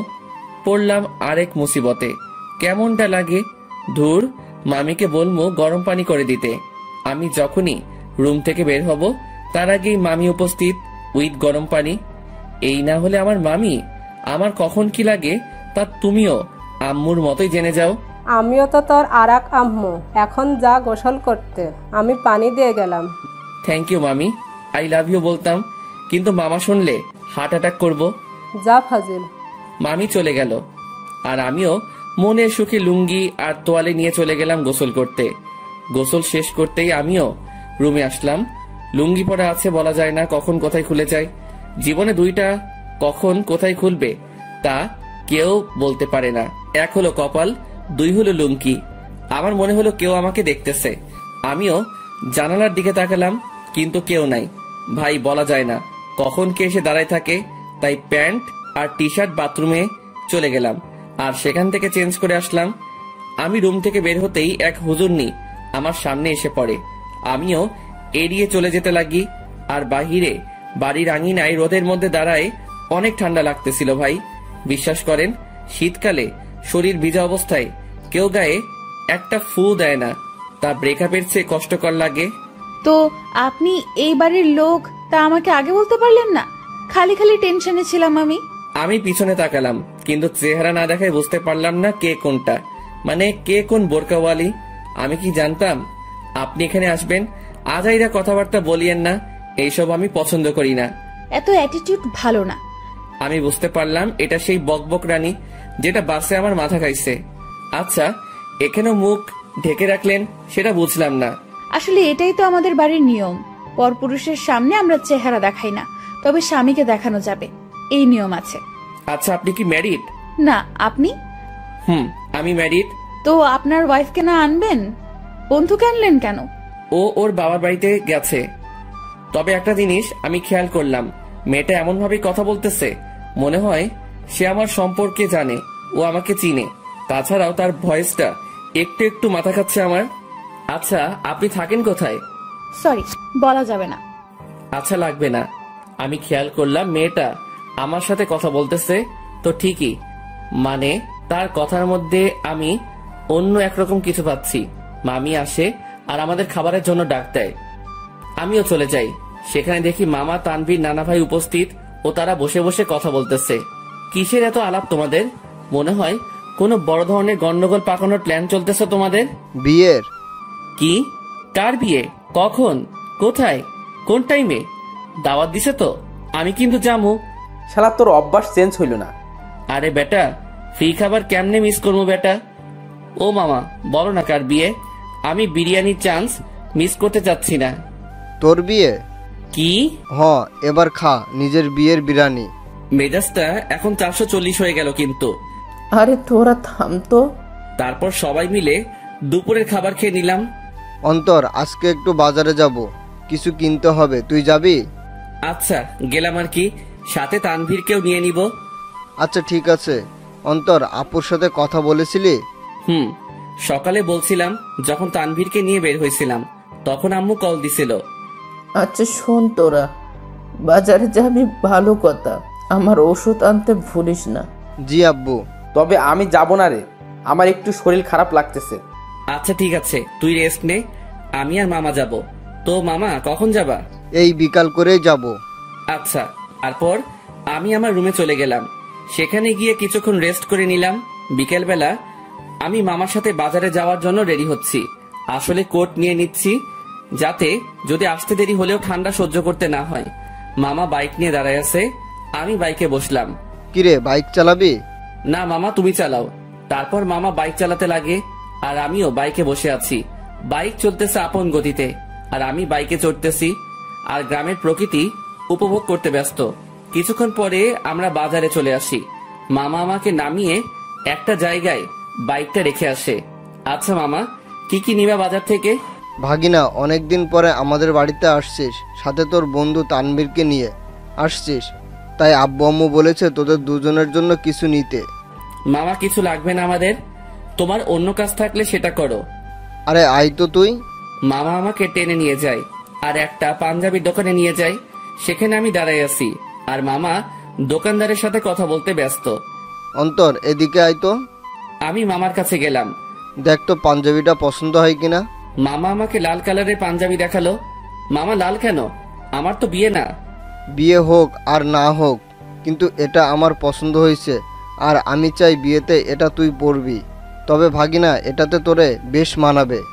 আচ্ছা, তোমার পছন্দ হয়েছে তাহলে নাও। তারপর মামা পাঞ্জাবিটা নিয়ে নেয় আর আমাকেও বলে তানভীরের জন্য একটা পাঞ্জাবি দেখতে। আমিও তানভীরের জন্য একটা পাঞ্জাবি দেখি আর মামাও সেটা কিনে নেয়। হয়েছে মামা, এবার খুশি? এমন ভাবে কথাগুলো বললা মনে হয় আমাকে বিয়ে করানোর প্ল্যান করে আছো। সেটাই তো। কি? না মানে সেটাই তো, যাতে তোকে একটা বিয়ে করাই দিতে পারি। ধুর মামা, আপাতত একটু শান্তি দাও আমারে। বিয়ে করলে তো তোমার মতো হাল হবে আমার। আচ্ছা চল। আমি মামার সাথে যেতে লাগি। আমরা বাজারে হাঁটতে লাগলাম আর মামাও টুকিটাকি বাজার নিতে ব্যস্ত। আমিও মামার সাথে ঘুরে ঘুরে দেখতে লাগলাম আর তখনই একটা শাড়ির দোকানে চোখ পড়ল, যেখানে বাহির থেকে একটা শাড়ি দেখা যাচ্ছিল, যার রং ছিল গোলাপি। শাড়িটা দেখে তারিনের কথা মনে পড়ল, আর তারিনের পছন্দের কালারও গোলাপি। যেদিন প্রথম তারিনকে দেখি, সে গোলাপি জামা পরে কলেজে আসছিল, যা দেখে প্রায় কলেজের সকলেই তার দিকে তাকিয়েছিল। আর আমি তো দেখেই লাট্টু হয়ে গেছিলাম। আর সেদিনই তারিনকে আমার ভালো লেগে যায়। এরপর তারিনের পিছেই পড়ে যাই, আর প্রায় একটা সপ্তাহের মতো পিছে পড়েছিলাম। এরপর একদিন তানভীর শালা সাহস জাগিয়ে দেয় আর প্রপোজ করি, আর সেও সাথে সাথে অ্যাকসেপ্ট করে নেয় আর বলে নাকি সেও নাকি আমাকে পছন্দ করত, কিন্তু আমার রাগের জন্য আমার সামনেও আসতেও ভয় পেত। আসলে আমি সব সময় নিজেকে শান্ত রাখার চেষ্টা করি, কিন্তু যখন রেগে যাই তখন শান্ত হতে অনেক সময় লাগে। আর যার উপর রেগে যাই তাকে সহজে ক্ষমা করি না। কিন্তু তারিনের ব্যবহারটা আমার মোটেও ভালো লাগেনি। আসলে আমি বুঝতে পারলাম তার মধ্যে আমার জন্য কোনো ভালোবাসাই ছিল না, জাস্ট ভালো লাগাই ছিল, যেটাকে আমি ভালোবাসা ভেবে বসেছিলাম। আর সেটাই আমার বড় ভুল ছিল। ভালোবাসা মানে একে অপরের প্রতি বিশ্বাস, ভরসা। কিন্তু তারিনের জন্য আমি তানিয়ার সাথে মিলে তারিনের বার্থডে সেলিব্রেশন করার জন্য প্ল্যান করলাম, কিন্তু তারিন মনে করে বসেছিল আমার আর তানিয়ার মধ্যে কোনো কিছু চলতেছে। যদি তারিন আমাকে বিন্দু মাত্র বিশ্বাস করত, তাহলে সেটা কখনোই মাথায় আনত না। কিন্তু তারিনের মনে ভালোবাসা ছিল না, তাই সে আমাকে তানিয়ার সাথে মিশতে দেখে সন্দেহ করতে লাগলো। আমি মনে করেছিলাম তারিনকে তার বার্থডে পার্টির সারপ্রাইজ দিব, কিন্তু সেই আমাকে বড় ধরনের সারপ্রাইজ দিয়ে বসে আছে। তার জন্য আমি একটা সপ্তাহ শান্তিতে ঘুমাতে পারি নাই, কারণ আমি তারিনের জন্য তার পছন্দের জিনিসগুলো কিনতে আনতে ব্যস্ত। কারণ আমি তারিনকে খুশি দেখতে চাই। তার জন্য এত কিছুই করে শেষমেশ জুতার বাড়ি ও মিথ্যা অপবাদ পেলাম। সে না জেনেই আমাকে এভাবে আঘাত করলো।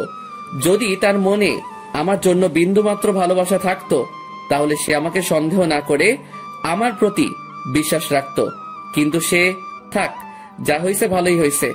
আমিও উচিত শিক্ষা পেলাম আর বুঝতে পারলাম তারিন আমাকে কেমন ভালোবাসছিল। কিরে, কি ভাবছিস? কই কিছুই না। আচ্ছা নানা ভাইয়ের ওষুধ নিছো? নিব, কিন্তু তোর চোখে পানি কেন? আরে চোখে বালি ঢুকছে, সেটার জন্য। আমার সাথে আয়। আমি মামার সাথে গেলাম, আর মামা একটা কলের কাছে নিয়ে যায়, আর আমিও মুখ ধুয়ে নেই। আসলে তারিনের কথা মনে করতে করতে ওই দিনের ঘটনাটাও মনে পড়ে গেল আমার, তাই চোখেও পানি চলে আসে। সেদিন তারিন আমাকে যেভাবে মারলো, আমি বুঝতে পারলাম সে কতটা ঘৃণা করে আমাকে। সে সত্যি না জেনেই আমাকে আঘাত করলো, যা থেকে বোঝা যায় তারিনের ভালোবাসা কত দূর। চল বাড়ি যাব, বাজার শেষ। নানা ভাইয়ের ওষুধ নাও। মামা চলে গেল ওষুধ নিতে, আর আমাকে বাজারের ব্যাগ ও পাঞ্জাবির প্যাকেটগুলো দিয়ে গেল। আমিও সেগুলো নিয়ে বাইকের কাছে চলে গেলাম। আজ তারিনের কথা মনে পড়তে লাগলো, কিন্তু তাকে এখন আমি ঘৃণা করি। তার ভালোবাসার রূপ দেখলাম ভালো করেই। জানি না কোথায় আছে সে, কি করতেছে। দূর, এর কথা কেন ভাবতে লাগলাম? সে যেখানে থাক ভালো থাক, মোট কথা আমার থেকে দূরে থাকলেই ভালো। আমার আশেপাশেও যাতে এই মেয়েটাকে যেন না দেখি আমি। মামা ওষুধ নিয়ে আসে, তারপর মামা বাইক নেয়, আর আমিও বসে পড়ি ব্যাগ নিয়ে। তারপর আমরা বাড়ি ফিরি। আমি ব্যাগগুলো ডাইনিং টেবিলে রেখে আমার রুমে চলে যাই। সেখানে বসে বসে আমিও মোবাইল নিয়ে ব্যস্ত, কিন্তু তানভীর রুমে ছিল না। শালা ঠান্ডার মধ্যে গেল কই? কিছুক্ষণ পরে মামি আসে আর নাস্তার জন্য যেতে বলে। আমিও মোবাইল চার্জে লাগিয়ে নাস্তা করতে চলে যাই। দেখলাম তানভীর উপস্থিত, আর সে মামা ও নানা ভাইয়ের সাথে কথা বলতেছে। কিরে তানভীর, কই ছিলি তুই? আরে এমনি একটু বের হলাম আর কি। তারপর নাস্তা করি আর রুমে চলে যাই। সেখানে তানভীরও আসে। তোর নাম্বার বন্ধ কেন? কি বলিস? নাম্বার বন্ধ? কোনটা? কেন, শেষে 86 ওইটা? ও ওইটা? ওইটা তো নষ্ট হয়ে গেছে। নষ্ট হয়েছে নাকি তুই নষ্ট করছিস? আমি করছি। কেন, তোর কাছে আমার শেষে 68 ওয়ালা নাম্বারটা নাই? আছে তো। সেটাতে কল দিলে পাবি। আচ্ছা, তানিয়ার সাথে কথা হয়েছে তোর? আরে আরেকটু আগেও তো কথা বলে আসলাম তার সাথে।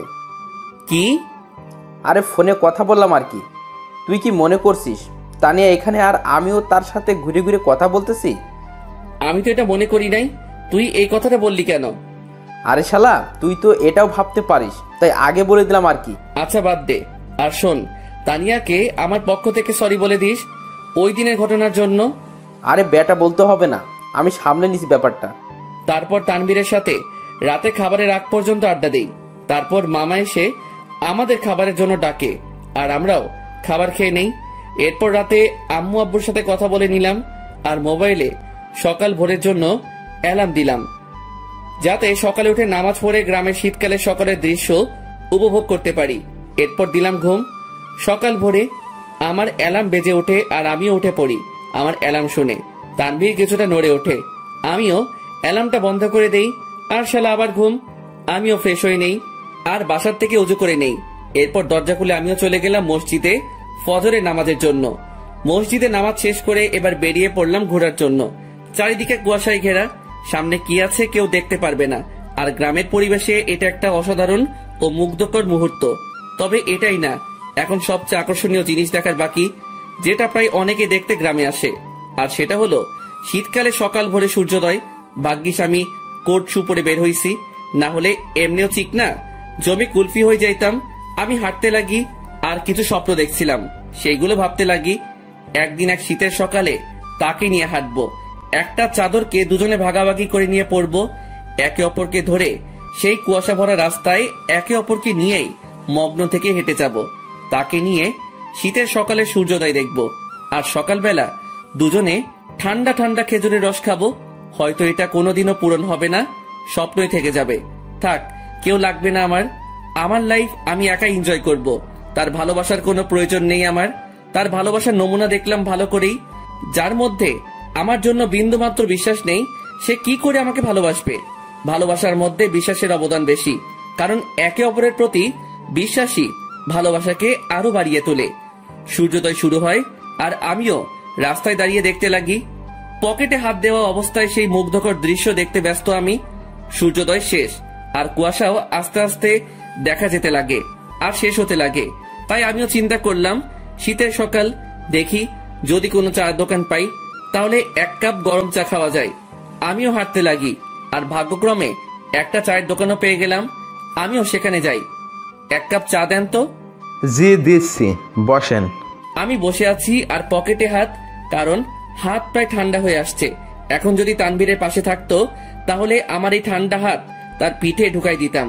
প্রতি শীতেই শালারে এই চাকা দিয়ে আমি। চা দিয়ে গেল আর আমিও পকেট থেকে হাত বের করে দুই হাত দিয়েই চায়ের গ্লাস ধরি।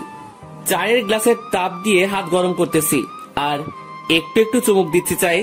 চা খাওয়া শেষ করলাম আর পকেট থেকে মানি ব্যাগটা বের করে চায়ের বিল দিয়ে দিলাম আর সেখান থেকে চলে আসলাম। আমি বাড়ির দিকে যেতে লাগি। বাড়ি আঙিনায় যেতে দেখি সামনে একটা সিএনজি, মনে হয় বাড়িতে কেউ আসছে। থাক, যেই আসুক আমার কি। আমিও আস্তে করে বাড়িতে ঢুকে যাই আর নিজের রুমের দিকে চলে যাই। রুমে প্রবেশ করা মাত্রই আমার চোখ কপালে উঠে গেল। তোমরা? কি রে হারামজাদা, ভালোই তো মজা মাস্তিতে আসিস। জি হ্যাঁ, আমার রুমে আমার আম্মু আব্বু উপস্থিত আর তানভীরও ঘুম থেকে উঠে গেছে। তোমরা এখানে কেমনে? কালকে না তোমাদের সাথে কথা বললাম আমি? আমরা 11টার গাড়িতে উঠি আর এখানে চলে আসি। এখানে আসার কারণটা কি? তাও হঠাৎ করে চলে আসলা, ব্যাপারটা বুঝলাম না। আমার আম্মু আব্বুর বাড়ি আর আমি আসবো না, এটা কি ধরনের কথা? আসবে মানা কি করলো, কিন্তু হঠাৎই না বলে চলে আসলা, ব্যাপারটা আমাকে একটু চিন্তায় ফেলে দিল। চুপ হারামজাদা, এত চিন্তা করতে হবে না তোকে। তোর জন্য আমি তানভীরকে মারলাম। মানে? আর বলিস না দোস্ত, আমাকে তুই মনে করে আমি ঘুমানো অবস্থায় মাথায় দিল একটা। তুই শালা মাইরের যোগ্য। আম্মুর কাছে গিয়ে আম্মুকে জড়িয়ে ধরলাম। তো মাই আম্মা জান, একটু বলবেন আপনার চেহারা এত খুশি কেন?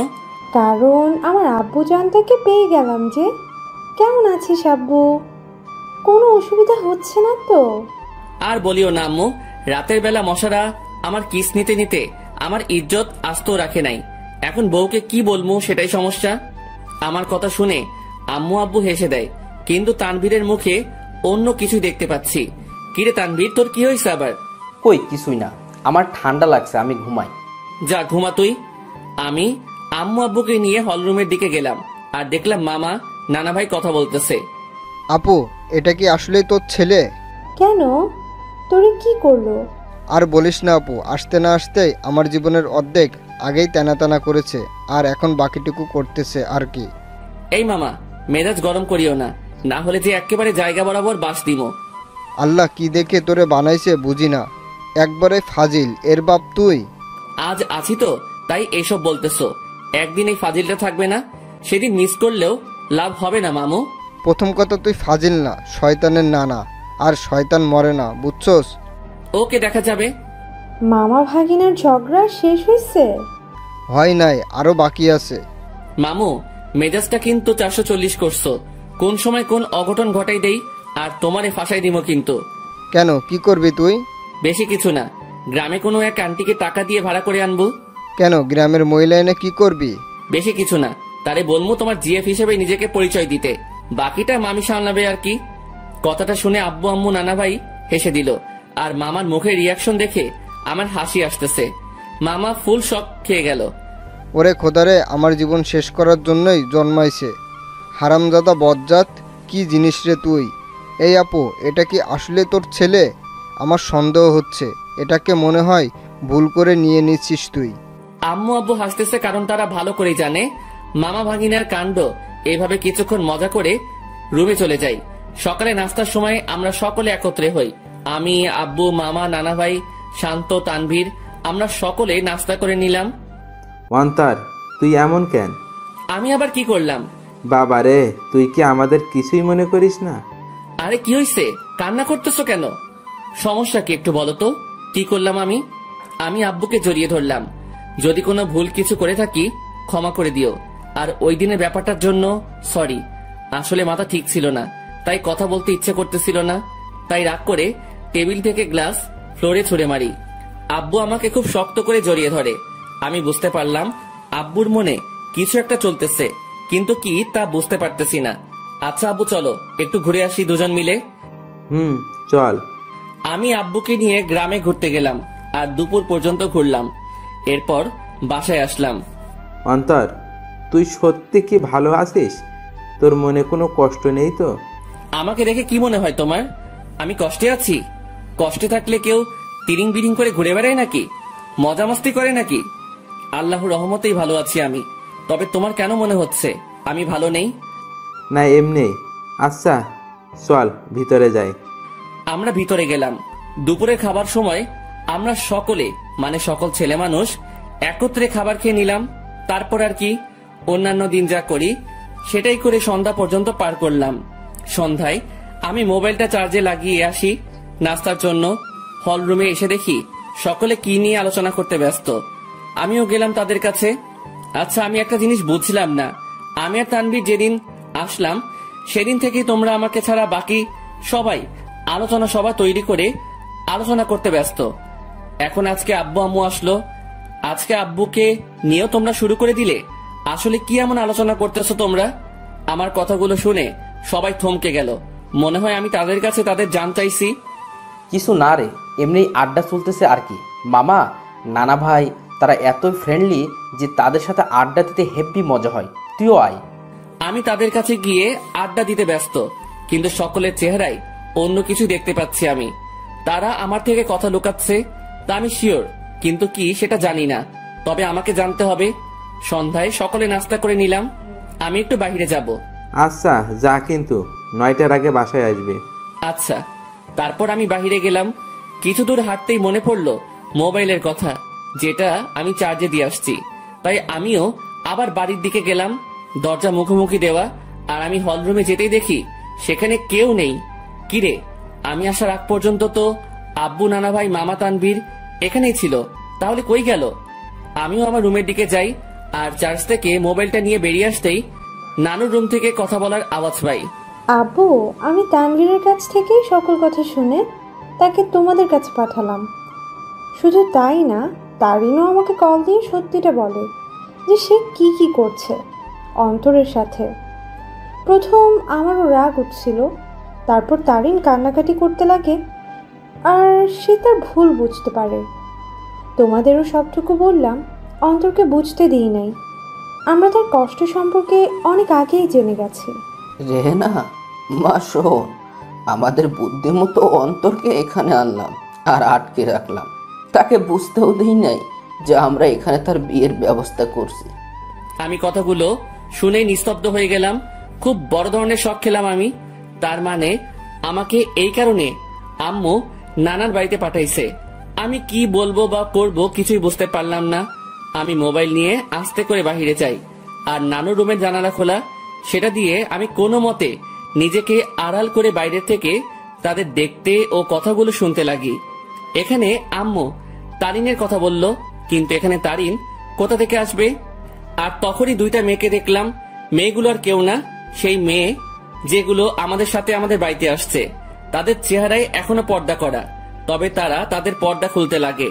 তাদের পর্দা খোলা শেষ, কিন্তু আমি তাদের পিছনের অংশটুকুই দেখতে লাগলাম।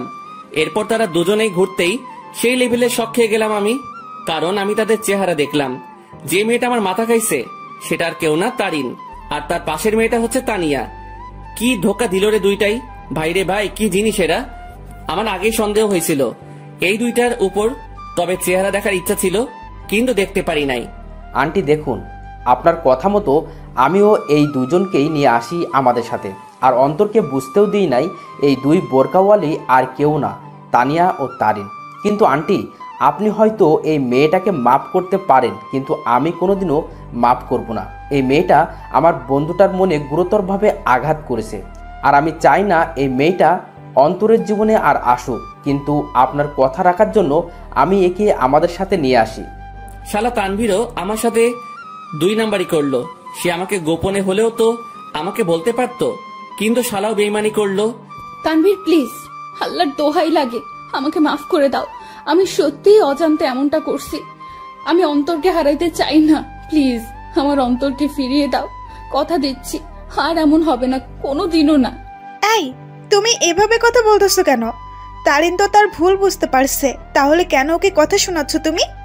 তুমি কি ভুলে গেছো এই মেয়েটা কি অপবাদ দিয়েছিল তোমাকে ও অন্তরকে? আর ভুলে গেলেও কিভাবে অন্তরকে জুতার বাড়ি দিচ্ছে। এই মেয়ে ক্ষমার যোগ্য না। তানভীর বাবা শোন, আমি জানি আমার ছেলেটার সাথে কি করলো তারিন, কিন্তু সে তো তার ভুল বুঝতে পারলো। আর আমি আমার ছেলেকে চিনি ভালো করে, সে নিশ্চয়ই তারিনকে ক্ষমা করে দিবে। কিন্তু আন্টি, আমার মনে হয় না অন্তর এই মেয়েটাকে ক্ষমা করবে।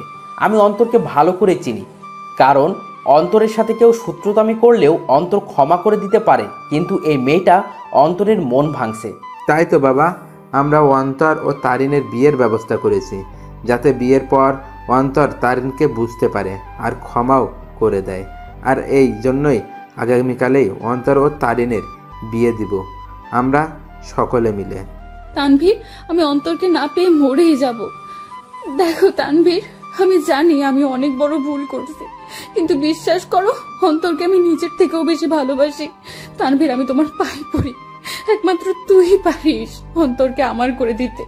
এই মেয়ে দূরে থাক আমার থেকে। আর আন্টি আঙ্কেল যেহেতু আপনার অন্তরকে না জানিয়ে অন্তরের বিয়ের ব্যবস্থা করছেন, যদি অন্তর জানতে পারে যে আপনাদের প্ল্যানে আমি জড়িত, তাহলে অন্তর আমাকে কখনোই ক্ষমা করবে না। তাই আপনারাও কেউ বলিয়েন না যে আমি আপনাদের সাথে ছিলাম। কিন্তু তানভীর, আমি তো সত্যিটা জেনেই গেছি। আর কথা রইল বিয়ের, সেটা তখনই হবে যখন আমি এখানে থাকবো। তার আগেই আমি এখান থেকে কেটে পড়বো। ঠিক আছে বাবা, আমরা এটা বলবো না যে তুমি সব জানতে। আমরা ব্যাপারটা লুকাবো অন্তর থেকে। এবার আমার সামনে সকল সত্য চলে আসলো। বাহ, ভালোই তো প্ল্যান করছে। আর কি বললো তারিন? সে আমাকে ভালোবাসে, তাই না? আর ভালোবাসা লাগবে না, বিয়ে তো দূরে থাক, তার চেহারাও দেখতে আমি ইচ্ছুক নই। আমিও চলে গেলাম। কোনো মতে রাত 8টা পর্যন্ত বাহিরে কাটালাম। আমি বাড়ি আসলাম আর দেখলাম তারা কথা বলতেছে। আমি তো এখন জেনেই গেছি তাদের কি নিয়ে আলোচনা হতো এতদিন। তারা আমার থেকে কথা লুকাইছে, এবার আমিও তাদের বুঝতে দিব না আমিও তাদের গোপন কথাটা জেনে গেছি। সকলে মিলে রাতের খাবারটা খেয়ে নিলাম, তবে আমি চুপচাপ ভাবে থাকি আর তাদের বুঝতে দেই না আমার মনে কি চলতেছে। আমি কারোর সাথে কোনো কথা না বলে চলে যাই রুমে। কিরে, কি করিস? কিছু না। কিরে, এভাবে চুপচাপ আসিস কেন? আমার ঘুম আসতেছে। Bye, good night. আমি কম্বলটা গায়ের উপর দিয়ে শুয়ে পড়ি। রাত প্রায় 12টা বাজে। তানভীর ঘুমায়, কিন্তু আমি ঘুমাইনি, কারণ আমি চলে যাব এখান থেকে, কাউকে বলেও যাব না। আমিও উঠে আমার ব্যাগ গুছিয়ে নিয়ে রেডি হয়ে আস্তে করে ব্যাগ নিয়ে রুম থেকে বেরিয়ে পড়ি আর আস্তে করে দরজা খুলে বাসার বাইরে চলে যাই। আমাদের বাড়ি থেকে বাস স্টেশন প্রায় হেঁটে গেলে 15 মিনিটের রাস্তা, আর আমিও ব্যাগ নিয়ে হাঁটতে লাগি। বাস স্টেশন প্রায় হেঁটে গেলে 15 মিনিটের রাস্তা, আর আমিও ব্যাগ নিয়ে হাঁটতে লাগি। আমি কোনো মতে বাস স্টেশনে পৌঁছে যাই। সেখানে গিয়ে মামা তানভীরকে SMS করে দেই যে আমি চলে যাচ্ছি, আমার জন্য চিন্তা না করতে। ব্যাস, মেসেজ দিয়ে মোবাইলটা অফ করে দেই আর বাস স্টেশনে বসে আছি। আজ আমি আমার আপন মানুষগুলো থেকে দূরে চলে যাব, তবে জানি না কোথায় যাব আমি। তবে আপাতত আমি আমার এলাকার দিকেই যাব, এরপর না হয় অন্য কোনো কিছু ভাববো আমি। ভাগ্যক্রমে একটা বাস আসে আর আমি উঠে পড়ি। আমি বাসের মধ্যে ড্রাইভারের পিছনের সিটে বসি। সেখানে টিকিট বাকি ছিল, তাই আমিও নিয়ে নেই। মোট কথা তাদের থেকে দূরে চলে যেতে চাই আমি। আর তারিন, যে কিনা আমাকে অনেক কষ্ট দিল, সে আমার আম্মু আব্বুকে ভালোই পটাতে পারলেও সে কোনো দিনও আমাকে পাবে না, কারণ সে আমার মনে গুরুতরভাবে আঘাত করলো, যা সহজেই মিটবে না। আমি অনেক কষ্ট ভোগ করছি, আর এত সহজে তারিন আমাকে পেয়ে যাবে তা কোনো দিনও না। এবার সেও বুঝুক, যখন ভালোবাসার মানুষ দূরে থাকে ও ঘৃণা করে তখন কেমন লাগে। আমি অনেক কষ্ট অনুভব করলাম, এবার তার পালা কষ্ট অনুভব করার। আমি কোনো দিনও তারিনকে বোরকা পরা অবস্থায় দেখি নাই, আর আমাদের সাথে যখন বাসে ওঠে তখন সে বোরকাটা পরে, মানে শুধু চোখগুলো দেখা যাবে, বাকি শরীরের অংশ দেখা যাবে না। ওই বোরকাটা পরে, আর এই বোরকাটা পরায় আমি তারিনকে চিনতে পারি নাই। তবে শুধু তারিন না, তানিয়াও তারিনের মতোই বোরকা পরে, তবে বোরকার রংটা ভিন্ন। তারিন পরছিল কালো আর তানিয়া পরছিল একটু নেভি ব্লু বোরকা। মেয়েটা ভালোই বুদ্ধি খাটাইছে, মানতেই হবে। সে আমার সামনে না এসে আম্মু আব্বুকে ভালোভাবেই পটাইছে ও তাদেরকে ভালোভাবেই আয়ত্ত করলো, কিন্তু কোনো লাভ হয়নি। কি করে ভাবলো এত সহজে আমাকে পেয়ে যাবে? আমাকে যতটুকু কষ্ট দিল তাকেও সেটা অনুভব করতে হবে। এরপর না হয় দেখা যাবে। প্রায় 2 ঘন্টা বাস চলতেছে, কিন্তু চোখে কোনো ঘুম নেই আমার। থাকবেই বা কি করে? যে দেখলাম ও শুনলাম আমি যদি আজ সেখান থেকে না চলে আসতাম, তাহলে তারা আমাকে জোর করে হলেও তারিনের সাথে বিয়ে দিত। কিন্তু আমি কোনো দিনও এই মেয়েকে এত সহজে মেনে নিব না। একবার এই মেয়েটা আমাকে সন্দেহ করে ও অবিশ্বাস করে, আমাকে অনেক অপমান করলো আর জুতার বাড়িও দিল। আর আজ যদি মেয়েটাকে আমি বিয়ে করি, তাহলে আমার অপমানের কি হবে? আমার মনে যে আঘাত করলো তার কি হবে? আর তাছাড়াও এরপর সে যদি অন্য কোনো কাহিনী করে বসে বা আমার পরিবার থেকে আমাকে আলাদা করতে চায়, তাহলে না, এই মেয়ে ভালোবাসার যোগ্য নয়। ওর মনে কোনো ভালোবাসা নেই, আছে শুধু ভালো লাগা। আর ভালোবাসার কি বা বুঝে এই মেয়ে? হ্যাঁ, ভালোবাসার কোনো কিছু জানে সে? ভালোবাসা কি সেটা জানে নাকি? যদি সে সত্যিকারই আমাকে ভালোবাসতো তাহলে আমার উপর ভরসা রাখতো, কিন্তু সে। বাসের ব্রেক কাজ করতেছে না। কথাটা শুনে সেখানে থাকা যাত্রীরা ও আমি শক খেয়ে গেলাম। কি বলতেছেন আপনি এইসব? বাসের ব্রেক কাজ করতেছে না, হঠাৎ করেই ব্রেক কাজ করা বন্ধ করে দিয়েছে। ড্রাইভারের কথা শুনে যাত্রীরা আতঙ্কে ও ছোটাছুটি চিৎকার চেঁচামেচি শুরু করে দেয়। আরে আপনারা শান্ত হন সবাই, প্লিজ এভাবে উত্তেজিত হবেন না। আর তখনই সামনে থেকে একটা ট্রাক আসে আর বাসের সাথে ট্রাকের ধাক্কা লাগে। এক মুহূর্তেই সকল কিছু পরিবর্তন হয়ে গেল। আমার চোখ ঝাপসা হয়ে আসছে, তবুও চোখে একবার আশেপাশে দেখে নেই। মৃত্যু আমার চলে আসছে, আর আমার জীবনের সমাপ্তি হয়তো এইভাবেই হওয়ার ছিল। আর কিছুক্ষণের মধ্যে অন্তর সেখানে মারা যায়। বাসে প্রায় 40 জনের মতো ছিল, যার মধ্যে অনেকেই গুরুতর আহত হয়। আর সামনে থাকা ড্রাইভারও শেষ। বাসটি সামনে স্টেশন থেকে যাত্রী নেওয়ার কথা ছিল, হয়তো আর যাত্রী নেওয়া হলো না। কিছুক্ষণ পরেই সেখানে উদ্ধারকর্মী ও অ্যাম্বুলেন্স আসে ও তাদের কাজ করতে ব্যস্ত। সকালবেলা তানভীরের মোবাইল বেজে ওঠে। হ্যালো। অপর পাশ থেকে কথা শুনে তানভীরের মোবাইল হাত থেকে পড়ে যায়। তানভীর পাগলের মতো ব্যবহার করতে শুরু করে, আর তানভীর অন্তরের মামাকে নিয়ে সেও সকাল সকাল বেরিয়ে পড়ে। তানভীর ও অন্তরের মামা জায়গা মতো চলে যায়। তাকে একজন পুলিশ ফোন দেয় আর ঠিকানাটাও দেয়, আর বলে সেখানে চলে আসতে, আর তানভীরও সেখানে চলে যায়। তানভীর, কি হয়েছে? তুই এখানে আনলি কেন? তানভীর চুপ হয়ে আছে। জি, আপনার নাম কি তানভীর? জি। আসুন আমার সাথে। আসলে ডেড বডির পকেট থেকে আমরা একটা মোবাইল পাই, আর সেটা অন করেই সেখানে আপনার নাম্বার দেখতে পাই, যেখানে লেখা ছিল তানভীর বেস্ট। তাই আপনাকে কল দিলাম। কার ডেড বডির কথা হচ্ছে অফিসার? আসুন আমার সাথে। পুলিশ তানভীর ও অন্তরের মামাকে একটা রুমে নিয়ে যায়, যেটাতে ডেড বডি শোয়ানো। সেখানে সাদা চাদর মোড়ানো একটি লাশের কাছে নিয়ে যায়। তানভীর, কি হয়েছে রে? কার কি হয়েছে? কিন্তু তানভীর নিস্তব্ধ। পুলিশ অফিসার সাথে সাথে সেই লাশের মুখ থেকে সাদা চাদরটা সরায়। সাথে সাথে অন্তরের মামা লাশ দেখে থমকে যায়, কারণ এটা তার ভাগ্নে অন্তরের ডেড বডি। এই তানভীর, এটা কে? দেখতে তো পুরাই আমাদের অন্তরের মতো লাগতেছে। তানভীরের সাথে সাথে সেই বডিটা ধরে চিৎকার করে কান্না করতে লাগে, কারণ আজ তার বন্ধু তার থেকে বহুদূরে চলে গেছে, যেখান থেকে আর কোনোদিনও ফিরবে না। এই অন্তর, এভাবে শুয়ে আছিস কেন? এই অন্তর, দেখ ভাই, এভাবে শুয়ে থাকিস না, কথা বল ভাই। এই তুই না আমাকে ভাই ডাকছিস, আর তুই না বলতি তুই আমার কথা শুনবি, তাহলে শালা এভাবে শুয়ে আছিস কেন? এই অন্তর। এই তুই কাকে অন্তর বলতেছিস তানভীর? আমাদের অন্তর তো বাসায়। আর তখনই অন্তরের মামার মোবাইলে কল আসে, আর দেখে তার বোন কল দিছে। কি রে ভাই, কই গেছিলি? আর তানভীর, অন্তর কই? অন্তরের মামা এই কথাটা শুনে থমকে যায়, কারণ বলল অন্তর ওর বাড়িতে নেই। সাথে সাথে কল কেটে দেয় আর স্ক্রিনের দিকে তাকায়। সেখানে অন্তরের একটা মেসেজ দেখে, সেও সেটা দেখতে লাগে। সেখানে লেখা ছিল, মামা, আমি তোমাদের মনের গোপনের তথ্যটা জেনে গেছি, কিন্তু তোমরা আমার মনের অবস্থা জানো না। আপাতত আমি এই সব থেকে নিজেকে বিরত রাখতে চাই, কিন্তু বাড়িতে থাকলে আমি শিওর তোমার আমাকে বিয়ে দিয়েই ছাড়বা, তাই বাধ্য হয়ে আমাকে চলে যাইতেই হইতেছে। ভালো থাকিও আব্বু আম্মু, নানা ভাই, নানু, তানভীর, শান্তা, মামি, আর তোমাদের বাসার সেই গেস্টগুলোর খেয়াল রাখিও, আর সাথে নিজেরও খেয়াল রাখিও, আর আমার জন্য দোয়া করিও। খোদা হাফেজ। তোমার জীবন তেনা তেনা কারি। অন্তর মেসেজটা দেখার সাথে সাথে সেও অন্তরের দেহটাকে ধরে কান্না করে দেয়। আপনারা একটা অ্যাম্বুলেন্স ভাড়া করে বাড়িতে নিয়ে যেতে পারেন। অন্তরের মামা একটা অ্যাম্বুলেন্স ভাড়া করে নেয়, আর সেখানে অন্তরের দেহটাকে নিয়ে রওনা হয় তাদের বাড়ির দিকে। তাদের বাড়িতে পৌঁছালো। অন্তরের মামাকে দেখে অন্তরের আম্মু সেখানে তার ভাইয়ের কাছে যায়। কি রে ভাই, কই গেছিলি? আর তানভীর, অন্তর কই?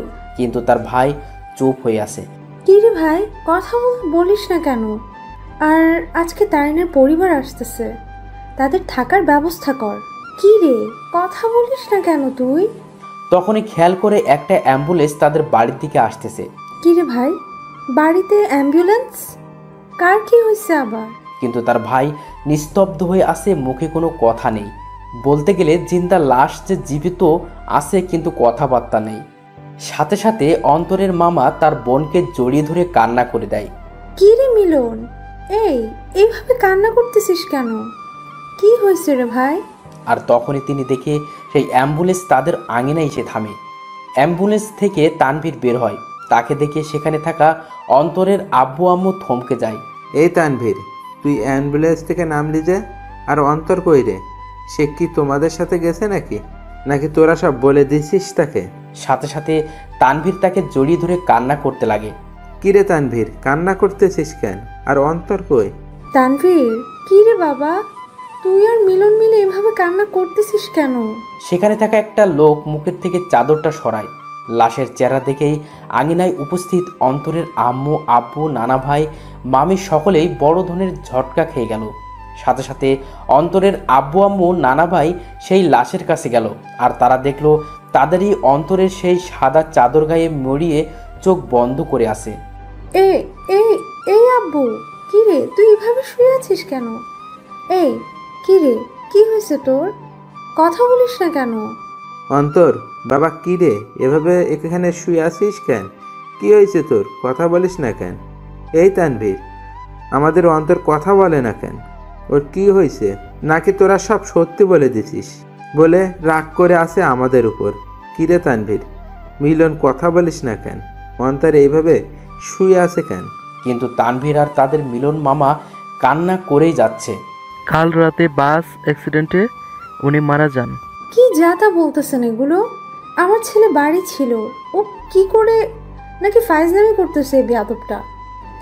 আমার রাগ উঠে গেছে, কিন্তু এইসব নিয়ে কি ফাইজলামি করিস অন্তর?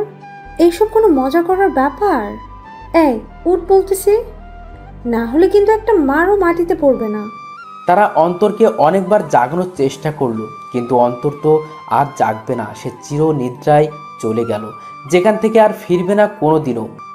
আব্বু, কথা বলিস না কেন তুই? একটুবার কথা বল বাবা। কি রে আব্বু, কথা বল না। সাথে সাথে অন্তরের বাবা মা দুজনই অন্তরের দেহটাকে জড়িয়ে ধরে কান্না করে দিল। তারিন আর তানিয়া বাড়ি থেকে বের হয়ে দেখে বাড়ির আঙিনায় অনেক মানুষ। কিরে, এখানে এত মানুষ? বিয়ে তো ঘরোয়া পরিবেশে হবে বললো, তাহলে এত মানুষ আর কান্নাকাটির আওয়াজ পাচ্ছি কেন? চল তো দেখি কি হয়েছে। তারপর তানিয়া ও তারিন সেখানে গেল। কিরে, আন্টি এভাবে কান্না করতেছে কেন? কি হয়েছে? আঙ্কেলও কান্না করতেছে। কি হয়েছে রে? তারিন অন্তরের আম্মুর কাছে যায়। সেখানে গিয়ে যখনই অন্তরের আম্মুর কাঁধে হাত দিবে তখন সে সেখানেই নিস্তব্ধ হয়ে যায়। তার মুখ দিয়ে আর কোনো কথা বেরোচ্ছে না। সেও সাথে সাথে সেখানে বসে পড়ে। আন্টি, অন্তর এভাবে শুয়ে আছে কেন? কি হয়েছে ওর? কিন্তু তারা সকলেই কান্না করেই যাচ্ছে। কি হলো আন্টি? অন্তর এভাবে শুয়ে আছে কেন? হাই অন্তর, তুমি এভাবে শুয়ে আছো কেন? কি হয়েছে তোমার? এইভাবে সাদা চাদর গায়ে কেন তোমার? হাই অন্তর, কথা বলো না কেন? আঙ্কেল আন্টি, অন্তর এভাবে শুয়ে আছে কেন? কি হয়েছে? কথা বলতেছেন না কেন আপনারা? কিন্তু কারো কোনো মুখে কথা নেই, শুধু কান্না আর কান্না। হাই কলিজা, এইভাবে শুয়ে আছো কেন? আমি জানি তুমি আমার উপর অনেক রাগ করে অভিমান করে বসে আছো, কিন্তু বিশ্বাস করো আমি সত্যি তোমাকে ভালোবাসি। হ্যাঁ, আমি অন্যায় করেছি তোমার সাথে আর বিশ্বাস রাখি তোমার সাথে, কিন্তু আমি আমার ভুল বুঝতে পারছি। তাই একটিবার আমাকে সুযোগ দাও, আর কোনোদিন এমনটি করবো না। সত্যি বলতেছি তোমাকে। কি হলো, কথা বলো না কেন তুমি? হাই কলিজা, একটিবার কথা বলো না, আমি তোমার পায়ে ধরতেছি। এই আর একটিবার সুযোগ দাও আমাকে, দোয়াই লাগে তোমার। এইভাবে চুপ থেকো না প্লিজ। দেখো, আমার কিন্তু ভয় লাগতেছে। আর তুমি এইভাবে চুপচাপ শুয়ে আছো কেন? কথা বলো না। দেখো, এভাবে চুপচাপ থেকো না। আমার আর এমন ভুল আমি করবো না। সবসময় তোমার প্রতি বিশ্বাস রাখবো। হাই কলিজা, কথা বলো না কেন? কি হয়েছে তোমার? তারিন অন্তরের হাত ধরে উঠালো আর সাথে সাথে পড়ে যায়। আর তখনই তানিয়া এসে তারিনকে ধরে আর নিয়ে যেতে লাগে। আই তানিয়া, ছাড় আমাকে। আমার কলিজা কথা বলে না কেন? কি হয়েছে ওর? আমাকে ছাড় বলতেছি। তারিন, অন্তর আর কথা বলবে না রে। সে আর কোনো দিনও আমাদের সাথে কথা বলবে না, হাসি ঠাট্টাও করবে না। সে আমাদের একা করে দিল রে। রাগ তো আমার সাথে করলো, তাহলে তোরা একা কি করে হবি? আর দেখি, ছাড় আমাকে, আমি ওর কাছে যাব। ওইখানে শুয়ে আছে আমার উপর রাগ করে, আর আমার সাথে কথাও বলে নাই রাগ করে। দেখি, ছাড় আমাকে, আমি ওকে মানিয়ে নিব। দেখবি, ও আমার সাথে কথা বলবে। ছাড় বলতেছি আমাকে। তারিন সেখানেই পাগলামো শুরু করে দেয়। সে কোনো মতেই বিশ্বাস করতে পারছে না তার অন্তর শুধু তাকেই না, সকলকে ছেড়ে চলে গেল ওপারে, যেখান থেকে আর কোনোদিনও ফিরবে না। তারিন পাগলামো করতে করতে জ্ঞান হারিয়ে ফেলে আর তাকে ঘরের ভিতরে নিয়ে যাওয়া হয়। দুপুরবেলা জানাজা পড়িয়ে অন্তরকে নিয়ে যেতে লাগে তার চিরস্থায়ী স্থানে। আজ এক আব্বুর কাঁধে তার ছেলের লাশ, এক বন্ধুর কাছে তার ভাইস্বরূপ বন্ধুটির লাশ হয়ে শুয়ে আছে, আর এক হতভাগা মামা যার সাথে হাসি মজা করে বেড়ানো ভাগ্নেটার লাশের খাট বহি করে নিয়ে যাচ্ছে তার চিরস্থায়ী স্থানে। অন্তরকে কবরে শোয়ানো হয়, তাকে মাটি দেওয়া হয়। আজ সেই কবরে দাফন হয়ে গেল কারো ছেলে, কারো ভাগ্নে, কারো প্রিয় বন্ধু আর কারো ভালোবাসা। সকলকেই সেখানে অন্তরের জন্য দোয়া করে চলে যায়। তবে সেখানে বসে বসে তিনজন হতভাগা মানসিক কান্নায় ভেঙে পড়ে বসে আছে। আজ অন্তরের মামা ভাবতে লাগে সেই দিনগুলো যখনই অন্তর তাকে জ্বালিয়ে বেড়াতো, কিন্তু আজ থেকে সেই মামাকে আর কেউ জ্বালাবে না। আজ এক বন্ধু তার সুখ দুঃখ ভাগ করা বন্ধুকে হারিয়ে ফেলল। আজ একজন বাবা তার শাসন করা ছেলেটাকে হারিয়ে বসে আছে। সব সময় অন্তরকে বকা দিয়ে বেড়াতো, কিন্তু আজ থেকে সেই বকাগুলো আর কাউকে দিতে পারবে না। অন্যদিকে তারিনের জ্ঞান ফিরে সে দেখে অন্তরের আম্মু কান্না করতেছে, আর তানিয়া তাকে সামলাতে সামলাতে কান্না করতে লাগলো। এই, তোমরা সকলে কান্না করতেছো কেন? আজকে না আমার আর অন্তরের বিয়ে, আর বিয়েতে তো মেয়েরা কান্না করে। তাহলে তোমরা ছেলের মা, ছেলের বান্ধবী হয়ে কান্না করতেছো কেন? আরে যাও, তাড়াতাড়ি আমাকে রেডি হতে হবে। এই তানিয়া, তাড়াতাড়ি আমাকে রেডি করে দে, কাজী সাহেব চলে আসবে যে কোনো সময়। আর অন্তর রেডি হইছে, দেখ না। আর শোন, তানভীরকে বল না অন্তরকে রেডি হওয়া অবস্থায় একটা ছবি দিতে, আমি একটু দেখবো আমার কলেজাটাকে। তানভীরকে বল না অন্তরের ছবি দিতে, আমাকে রেডি করে দে। আমি শাড়ির আঁচল সামলাতে পারি না, কিন্তু ও বলছিল শাড়িতে নাকি আমাকে দারুণ মানাবে, আমি ওর জন্য শাড়ি পরবো। তারিন, কি হয়েছে? আর আন্টি, সরি আম্মু, একটু রেডি করে দাও না, কাজী সাহেব চলে আসবে তো, আমাকে আবার অন্তরকে মানাতে হবে। তারিন সেখানে পাগলের মতো ব্যবহার করতে লাগলো। তারিনকে অনেকবার বোঝানোর চেষ্টা করা হলো অন্তর অনেক দূরে চলে গেছে, কিন্তু সে তা কোনো মতেই মানছে না। তারা বুঝতে পারলো অন্তরের অকাল মৃত্যু তারুণের মাথার এফেক্ট করেছে, তাইও সে পাগলের মতো আচরণ করতে লাগলো।